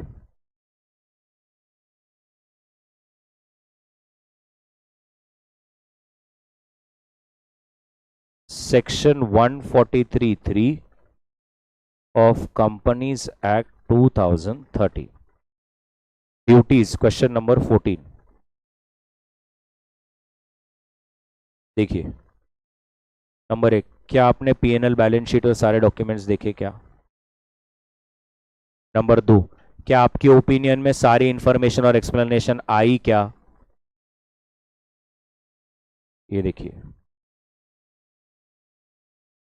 बुक्स ऑफ अकाउंट्स का एग्जामिनेशन और प्रॉपर रिटर्न्स एडिक्वेट ब्रांच से मिले क्या?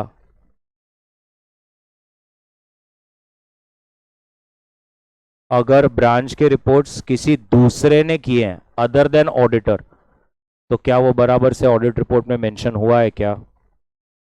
क्या आपका report is in agreement with books of accounts? क्या क्वालिफिकेटरी रिमार्क्स पर रीजंस और कमेंट्स दिए क्या? चेक कर लीजिए, यही पॉइंट्स है क्या? I hope you understand, cooperative society में डिस्क्वालिफिकेशन ऑफ डायरेक्टर नहीं आएगा, आईपीएफ नहीं आता है।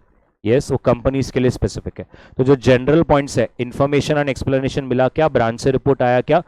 अपने के अलावा किसी और ने ऑडिट किया था तो उसका क्या? रिमार्क्स पे अपने कमेंट्स और ओपिनियंस। अरे वो सारे पॉइंट सेम टू सेम।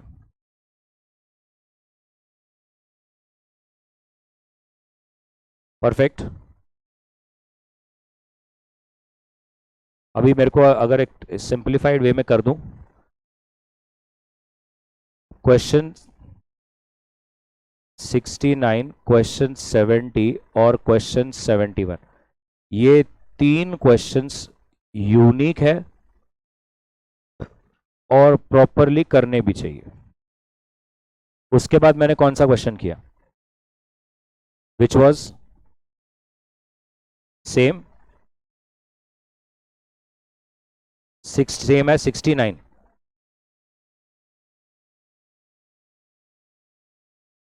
उसके बाद मैंने किया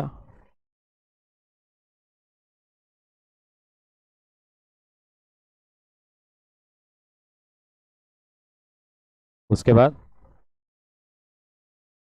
सेम है क्वेश्चन 143, सेक्शन 143 1, 141, फिर हाँ, क्या है 51? गवर्नमेंट जैसा, गवर्नमेंट कंपनी ना, 51% तो स्पेशल ऑडिट करा सकते हैं। याद है ना वहां पर गवर्नमेंट कंपनीज में वहां पर क्या नाम दिया हुआ है? Supplementary audit and test audit. कौन सा वाला? 51।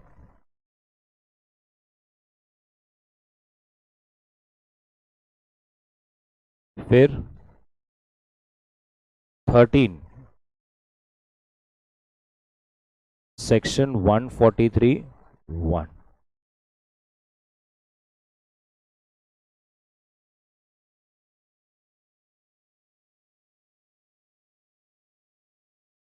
मतलब जिसको एक जगह पे सारे कोऑपरेटिव सोसाइटी का पार्ट लाना है, मैंने बता दिया।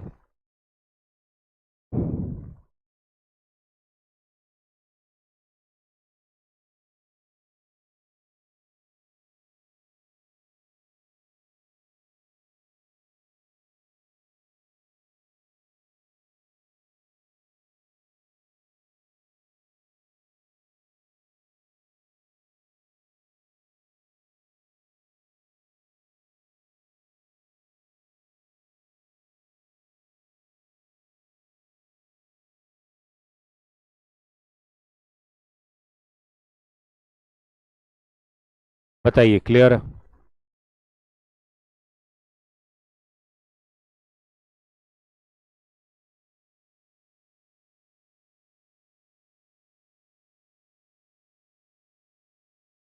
यस एवरीबडी, अच्छी तरह से। तो बस ये 3 क्वेश्चन अच्छी तरह से कीजिए कोऑपरेटिव सोसाइटी के ऊपर। राइट नाउ मुझे सोल प्रोप्राइटर, पार्टनरशिप और एलएलपी पर अब एक लास्ट कुछ क्वेश्चंस बचे हैं, वो करना है। उसके बाद जो भी इधर उधर रहेगा, something that you will see. Come to proprietor पर एक क्वेश्चन है।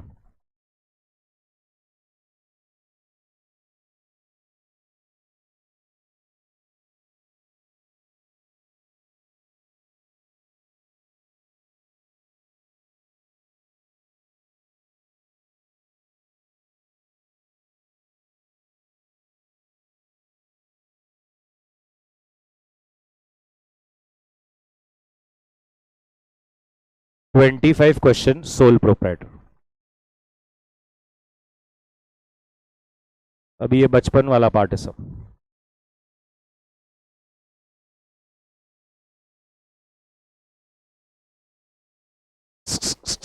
बातें नहीं रहे बड़ी, कुछ भी फालतू बातें मत करो इधर।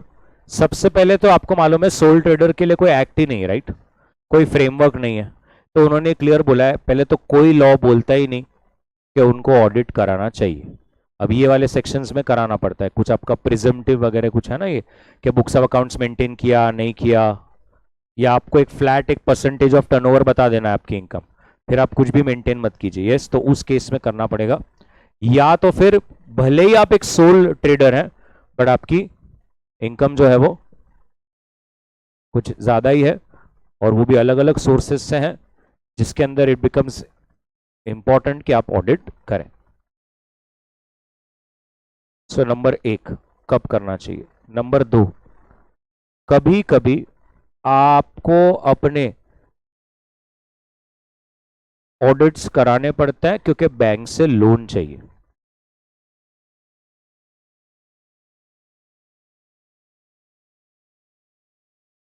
नंबर 2, आप डिसाइड करेंगे।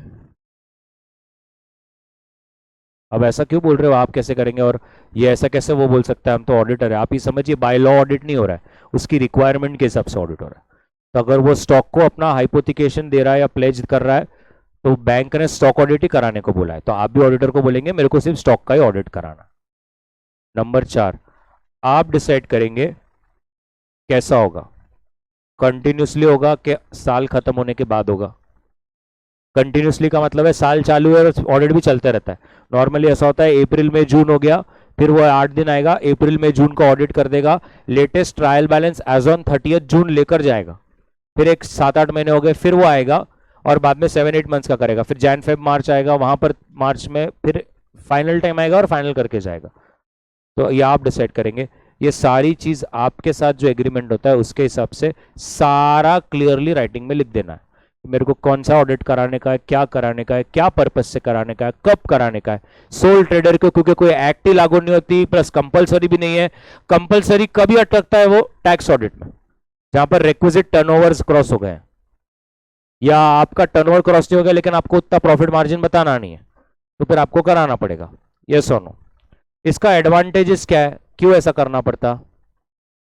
एक भरोसा रहता है कि अकाउंट्स जो है वो सही मेंटेन्ड है और सारे खर्चे वाउच्ड है। वाउच्ड मतलब क्या? कोई फालतू खर्चा तो सैंक्शन नहीं हो गया ना। नेक्स्ट, एक भरोसा रहता है अकाउंटेंट ने अपना कुछ फ्रॉड तो नहीं किया। What is the defalcation? छोटी मोटी चोरियां स्टॉक की, कैश की, ये तो कुछ नहीं हुई ना।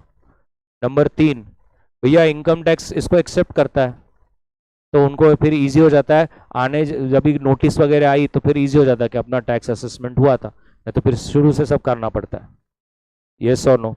और ये देखिए इंपॉर्टेंट, इसके बाद इनको भी आसानी हो जाती है, मर जाने के बाद पीछे जो आप छोड़ कर जाते हैं वो सारा ऑडिटेड हो तो वो भी इजी हो जाता है उनके लिए, तो कर लेना चाहिए ऐसा।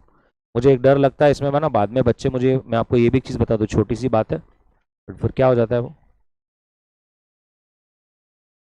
External auditor. अरे बहुत ही हाईलाइटर का टक टक हो रहा बाबा। एक एक एक्सटर्नल ऑडिटर है, एक स्टैट्यूटरी ऑडिट है, इस दोनों को समझ लीजिए। ऐसा एक वाक्य है, all stat audit are external but all, बहुत बढ़िया। Yes sir, explain. Try. Yes,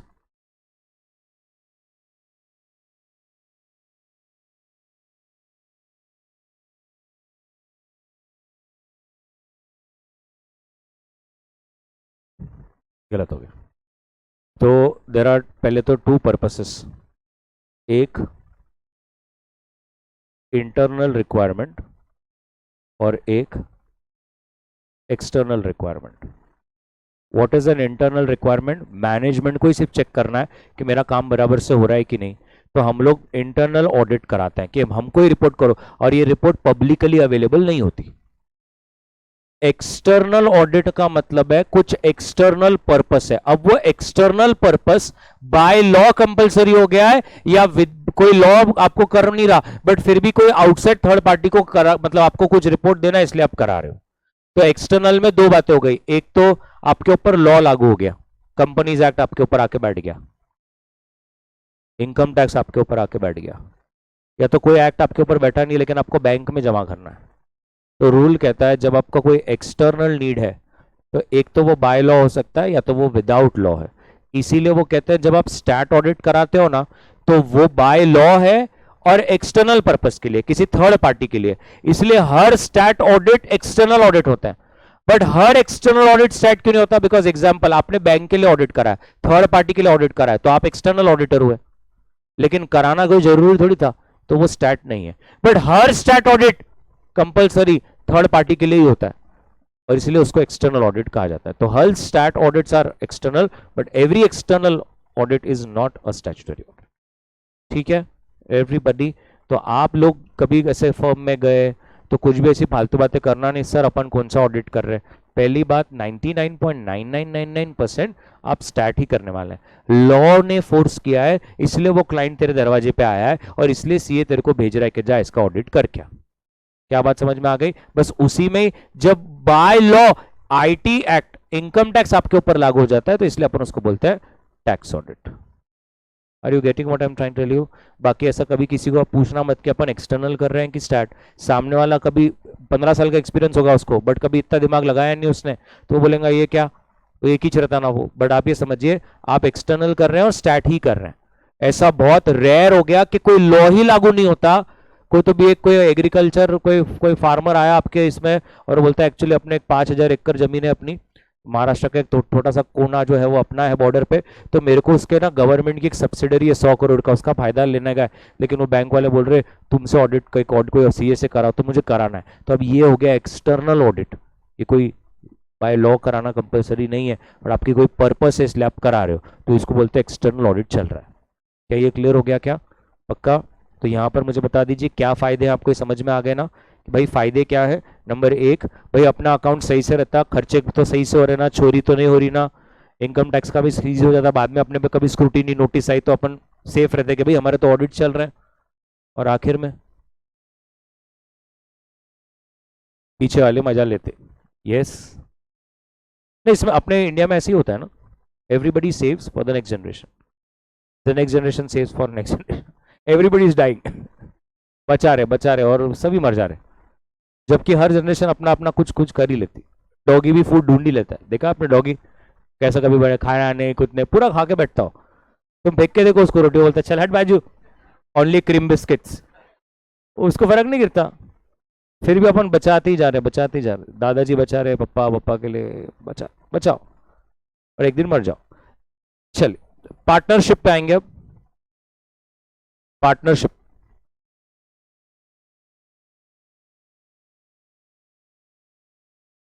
एक मिनट ना, मुझे आना है 23 पे।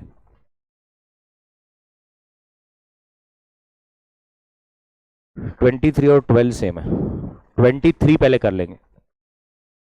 अच्छा, पार्टनरशिप में आप क्या देखेंगे अब, प्लीज, अब कितना मतलब हो गया बड़ी, अब वो समथिंग आप मतलब you also read, you will understand, but अच्छी तरह से 2 मिनट देख लीजिए ना, क्या पार्टनरशिप में क्या देखना पड़ता है।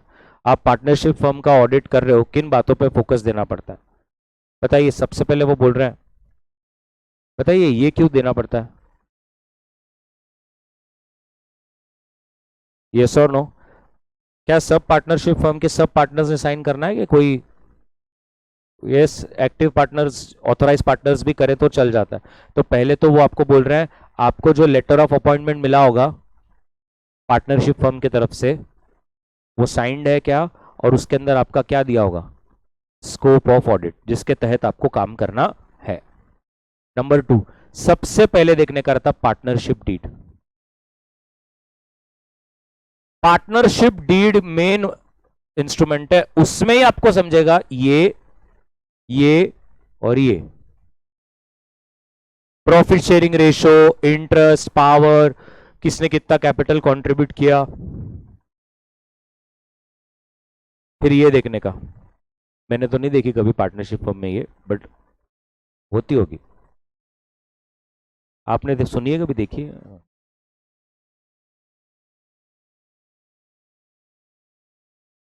यस और नो। वो पार्टनरशिप एक्ट में याद है क्या, वो एक था, express authority and implied authority, उस पर थोड़ा ज्यादा फोकस देने का रहता है इधर। वो पार्टनरशिप डीड में वो इसके ऊपर बात कर रहे हैं, कौन से कुछ एक्स्ट्रा ऑर्डिनरी कॉन्ट्रैक्ट्स हुए क्या, something which was required permission of all, कुछ चीजें पार्टनर इम्प्लाइडली बिना पूछे कर सकता है, कुछ चीज़ों में भैया सबकी परमिशन से होता है। उसमें कोई एग्जांपल्स थे कि भाई प्रॉपर्टी खरीदना, बेचना, सेटलमेंट्स करना, बैंक अकाउंट ओपन करना, इसमें एक्सप्रेस अथॉरिटी चाहिए। आर्बिट्रेशन, यस, देखा है आपने कोई फर्म आर्बिट्रेशन में देखा वैसा, फालतू पढ़नी कोट करें, जो सिंपल सिंपल है वो करें। नेक्स्ट। ओके, इधर पार्टनरशिप का एक्सटेंशन मॉडिफिकेशन, अरे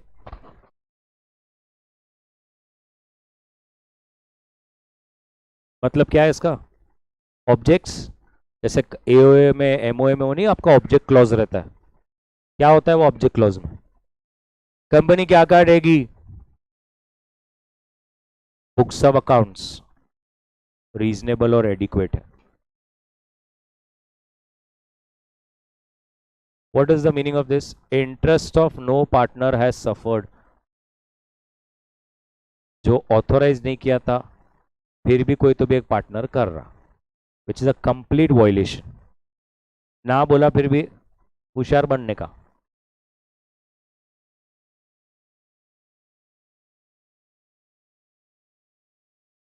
ये आप थोड़ा बताइए ना, मेरे को कुछ भी आइडिया नहीं।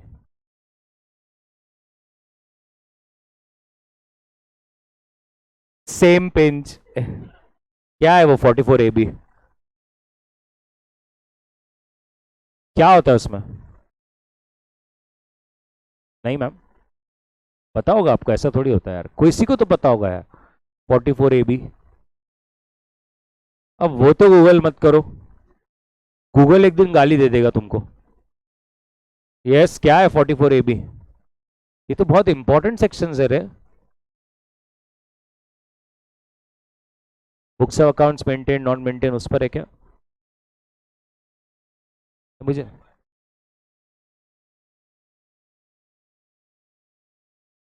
किसको ऑडिट करना पड़ेगा, किसको ऑडिट नहीं करना पड़ेगा?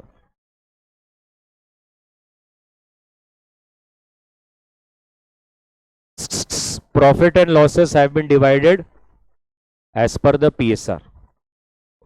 यस और नो? इंटरेस्ट ऑन कैपिटल भी देखना पड़ता है. कितना टका इंटरेस्ट ऑन कैपिटल? कितना?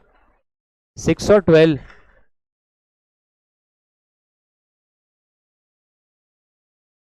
कुछ ना मेंशन किया हो तो 6 है और मेंशन मैक्सिमम 12 दे सकता है. क्या सबको रेम्यूनरेशन मिलता है क्या? सब पार्टनर्स को रेम्यूनरेशन मिलता है क्या? Only who are involve in day to day activities.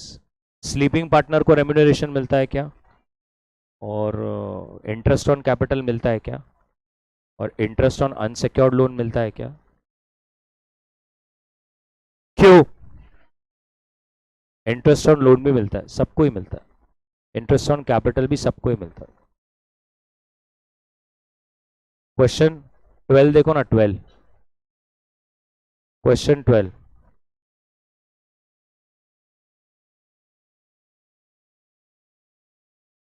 एक बार देख लीजिए ना, एक बार अच्छी तरह से पूरा देख लीजिए तो आपका एक ही बार में निपट जाएगा. इज इट पूरा सेम?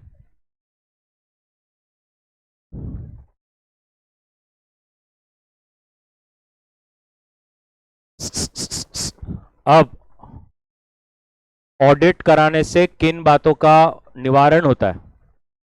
नंबर 1, झगड़े. ऑडिट से झगड़े कैसे कम हो जाते हैं?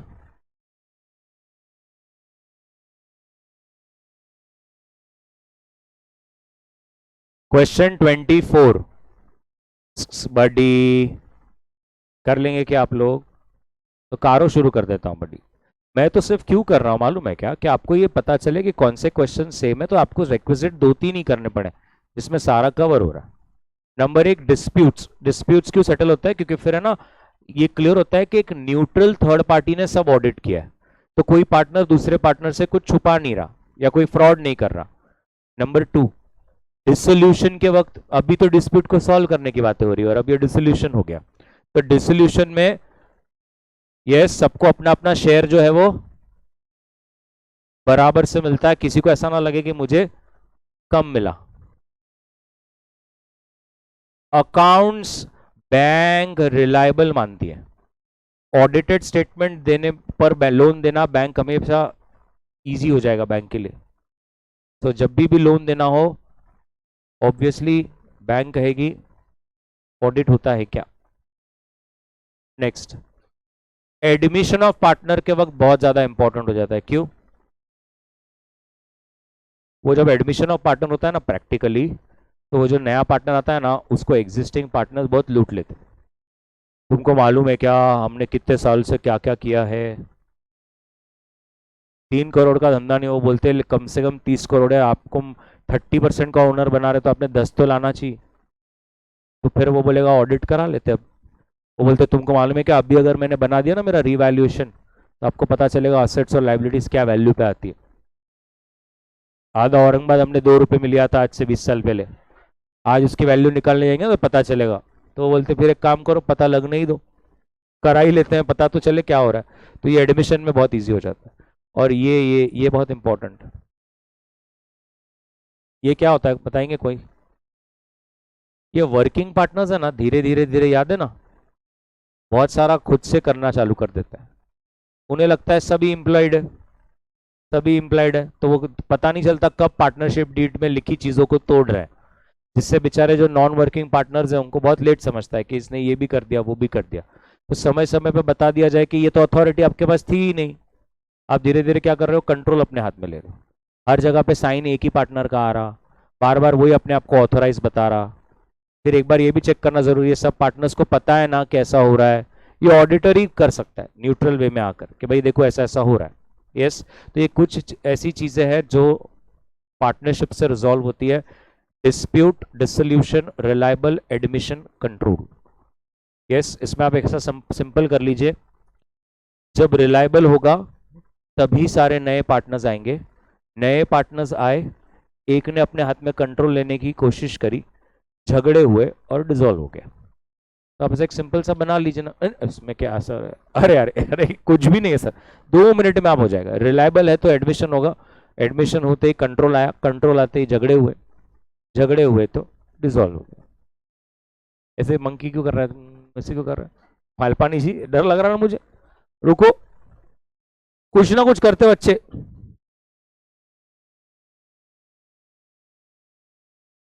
$29 सेम एज, अभी कौन सा था? एक बार देख लो सेम है क्या, देख लो। इनफैक्ट ये कितना गंदा लग रहा है, कोई हेडिंग नहीं, कुछ नहीं, एक एक लाइन में लिखा है। आप कहेंगे हम भी इतना ही लिख पाएंगे, यही है जो हमारा रहेगा। सेम है क्या? ये इधर, ये बैंक्स रिलायबल, फिर ये एडमिशन, फिर ये सेफगार्ड मतलब क्या? कंट्रोल, फिर ये रिटायरमेंट डेट मतलब क्या? रिसॉल्व, ये डिस्प्यूट। सेम पॉइंट्स है, हेडिंग नहीं है सिर्फ।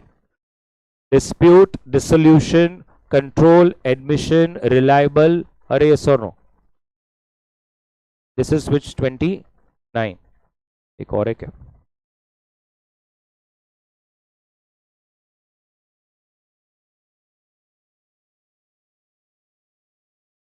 वाओ, पार्टनरशिप एक्ट की याद आ गई।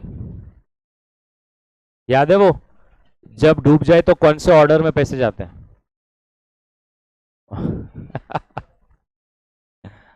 पहले किसको देते, फिर पार्टनर्स के लोन, फिर पार्टनर का कैपिटल, और बहुत ही बच गया तो फिर पता नहीं क्यों इन्होंने फॉर्म डिसॉल्व किया, बट ठीक है, तो फिर डिवाइड कर देने का रेशो।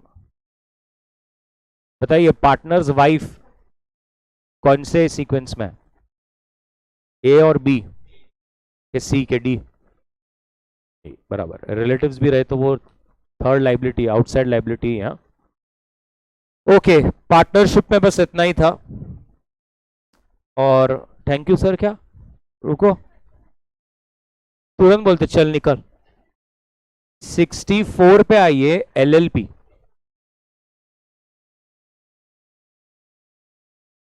बहुत पढ़ रहे हैं एलएलपी तो मैं सुन रहा हूं आजकल आप।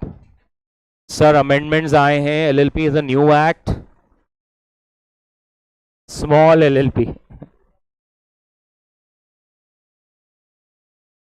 मैंने जो आरटीपी भेजा,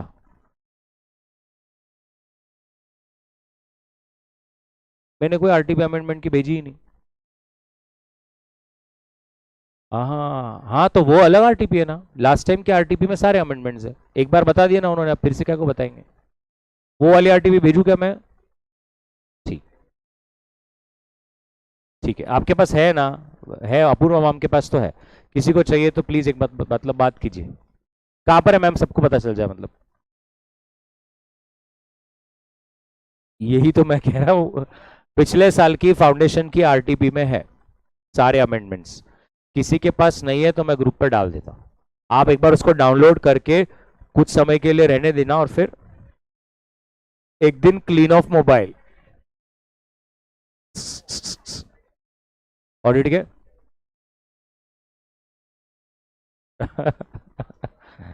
वो मैसेज कर, सर ऐसा मत कीजिए, मेरी मेहनत है। नहीं वो तो सही है, बटने से ही बढ़ता है क्या नॉलेज, ज्ञान क्या होता है? बांटने से बढ़ता है, बटने से बढ़ता है, मैं बोल रहा हूँ, क्या बोल रहा हूँ। चलिए, नको काका, नका नका करूँ। चलिए, ओके, कौन सी बुक्स मेंटेन करनी पड़ेगी एलएलपी को? अभी हमें को होता है कोऑपरेटिव सोसाइटी को कौन सी बुक मेंटेन करनी पड़ी थी? जहां से पैसे आए और जहां से पैसे, ये देखिए, क्या यही बुक है क्या वो? फिर एक बुक कौन सी थी? असेट लाइबिलिटी, क्या यही बुक थी क्या वो? फिर एक थी परचेज एंड सेल, यस और नो, ये आपका गुड्स के रिकॉर्ड। और वो कह रहे हैं कोई दूसरी बुक जो पार्टनर्स को सही लगे। Hey buddy, LLP is also like a partnership. क्या ऑडिट है? एक मिनट, ये पॉइंट्स को जरा देखिए। ये वाला फर्स्ट पॉइंट था। एक मिनट, ये वाले पॉइंट को अपन क्या नाम देंगे? कंट्रोल वाला पॉइंट है ना ये, कि किसी एक पार्टनर सारा चीज ना कर ले, यस बराबर से मैनेज हो। ये रिकॉन्स्टिट्यूशन मतलब क्या हो गया आपका? एडमिशन रिटायरमेंट वाला पार्ट हो गया, ये सर नो। ये एरर्स और फ्रॉड्स तो नहीं हो रहे, और ये बैंक को एक रिलायबिलिटी होती है कि भाई ये। एक मिनट, वो वाला कौन सा क्वेश्चन था पार्टनरशिप का? 49 ma'am? 25? 24?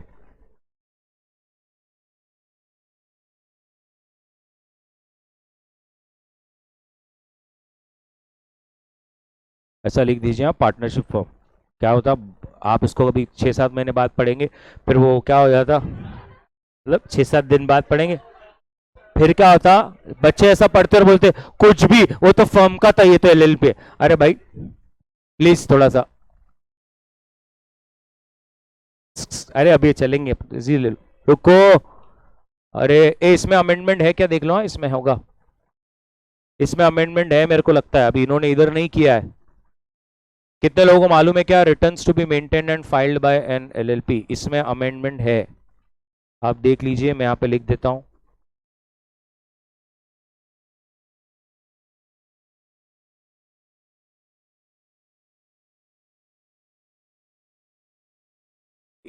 Returns to be maintained, इसमें अमेंडमेंट है, मेरे को, मैंने पढ़ा है, मुझे मालूम है। प्लीज एक बार चेक कर लेना। Who appoints the auditor? Please पहले तो अंडरलाइन करो, डेजिग्नेटेड पार्टनर्स।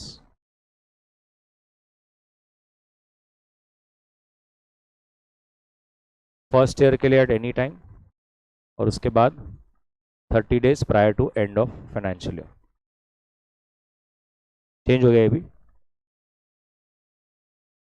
कैजुअल वैकेंसी और casual due to removal. What is the reason of casual vacancy other than removal?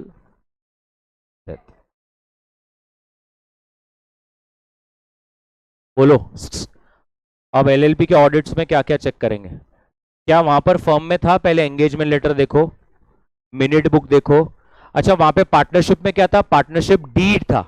यहां पर है एलएलपी एग्रीमेंट। एलएलपी एग्रीमेंट में वो सिर्फ यही देखना चाह रहे हैं, कितना कंट्रीब्यूट किया, क्या इंटरेस्ट देने का, क्या ड्राइंग्स देने का, सैलरी किसको मिलेगा, राइट्स एंड ड्यूटीज। और वो अपने रिपोर्टिंग रिक्वायरमेंट्स, क्या सारे बराबर है क्या, क्या इंफॉर्मेशन एक्सप्लेनेशन मिले क्या, क्या आपके ऊपर कोई रेस्ट्रिक्शन डाला क्या? ये कंपनीज एक्ट का कौन सा वाला पार्ट है? 143(3) के ही पॉइंट्स है सब, ड्यूटीज। ये सेम है, मेरे को वो वाला क्वेश्चन बोलो ना पार्टनरशिप का, जिसमें ये 3 पॉइंट्स थे, एंगेजमेंट लेटर, मिनट बुक और एलएलपी एग्रीमेंट, वहां पर पार्टनरशिप डीड था 23।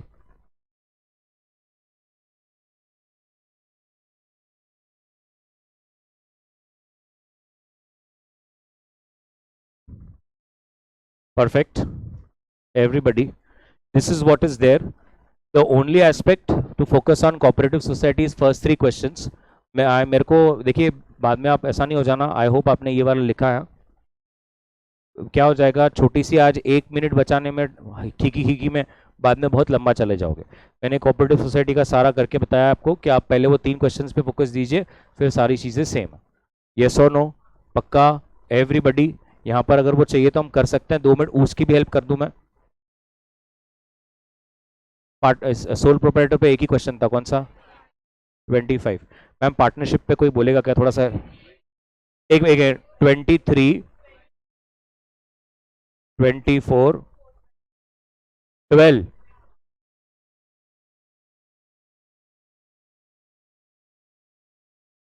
तो हमने 23 किया ना पहले, ये तो करना है, 24 भी करना है, ये same as 23,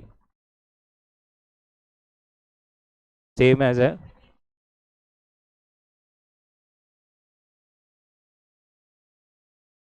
it is not same.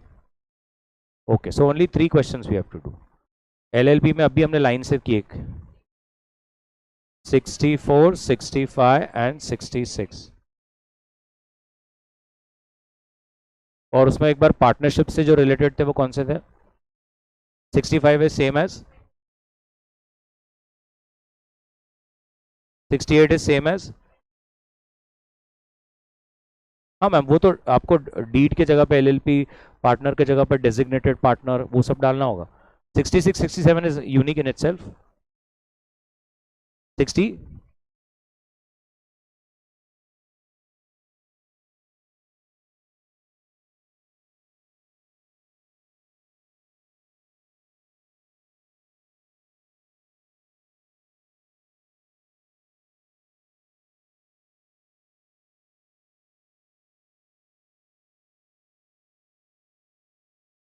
अरे अरे अरे अरे,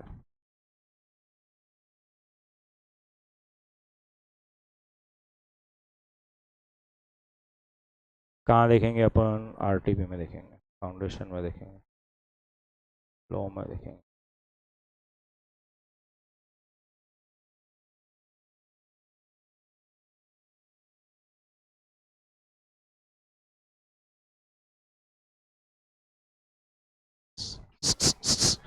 ये देखो, ये देख लीजिए, ये एलएलपी के सारे अमेंडमेंट्स हैं। यस, ये बॉडी कॉर्पोरेट का डेफिनेशन कवर्ड है आपके तो। बडी आप समझ नहीं रहे, मैं कब से क्या बोलने की कोशिश कर रहा हूँ। आपकी बुक में सारा अमेंडमेंट है, आपकी बुक में सारा कवर्ड है, बट सर आपकी बुक में है ना 50 क्वेश्चन है, बट कौन से रिसेंट में अमेंड हुए हैं ना, अपन वो आइडेंटिफाई कर रहे। तो प्रायोरिटी पे अपन ने वो करने के, क्योंकि वो आने के चांस ज्यादा है। चर्चा ऐसा है, ये अमेंडमेंट आपकी बुक में नहीं है ऐसा मैं नहीं बोल रहा हूँ कब से। मेरा बोलने का तात्पर्य यह है कि जो बच्चों को मालूम है कि एलएलपी में जैसे जो भी जिनसे भी आपने सीखा है उनके 40 क्वेश्चन अगर हैं, तो कौन से 10 कर लीजिए, ये मैं आपको बता रहा हूं कि ये वाले अभी चेंज हुए हैं। अमेंडमेंट आपके पास है, आपकी बुक में है, आपने उसको लर्न किया, 3 बार लिखा, मैं एग्री करता हूं। ये क्लियर है क्या? चुप, मेरा तो लेना देना नहीं बता रहा, फिर भी लोग मेरे को अपोज कर देते, मेरा कुछ समझ रहा नहीं। ये एक स्मॉल एलएलपी का आया है, डेजिग्नेटेड पार्टनर की डेफिनेशन बदल गई अभी, ये आपको बोला होगा तो आप देख लीजिए। ये रजिस्टर्ड ऑफिस का सेक्शन बदल गया, नेम का, चेंज ऑफ नेम ऑफ का प्रोसेस बदल गया है। चेंजेस इन पार्टनर रहा तो क्या प्रोसीजर है वो भी पूरा चेंज हो गया। ये unlimited liability in case of fraud में पूरी पेनल्टी बदल गई है। ये ऐसा कुछ तो भी आ गया अभी, 5 years की पेनल्टी एंड ऑल।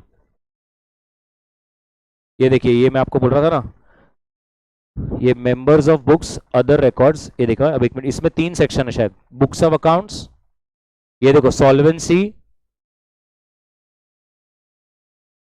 तो ये यहां पर ये पूरा चेंज हो गया। Can you see right hand side में the dark portion, fifth number का, the first 4 points are same, ये फिफ्थ वाला जो है ना नया ऐड हुआ है पूरा, ये पूरा नया ऐड हुआ है पैरा।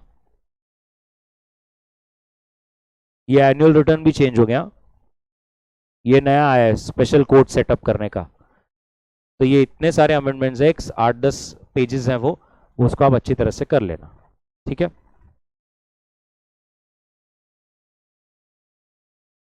एक बार देख लीजिए, शायद हो गया होगा कवर सब, है ना। चलिए, मुझे कुछ भी मतलब आइडिया नहीं है। ओके, पक्का विल टेक अ ब्रेक, उसके बाद will start with car 10 minutes, right. Thank you.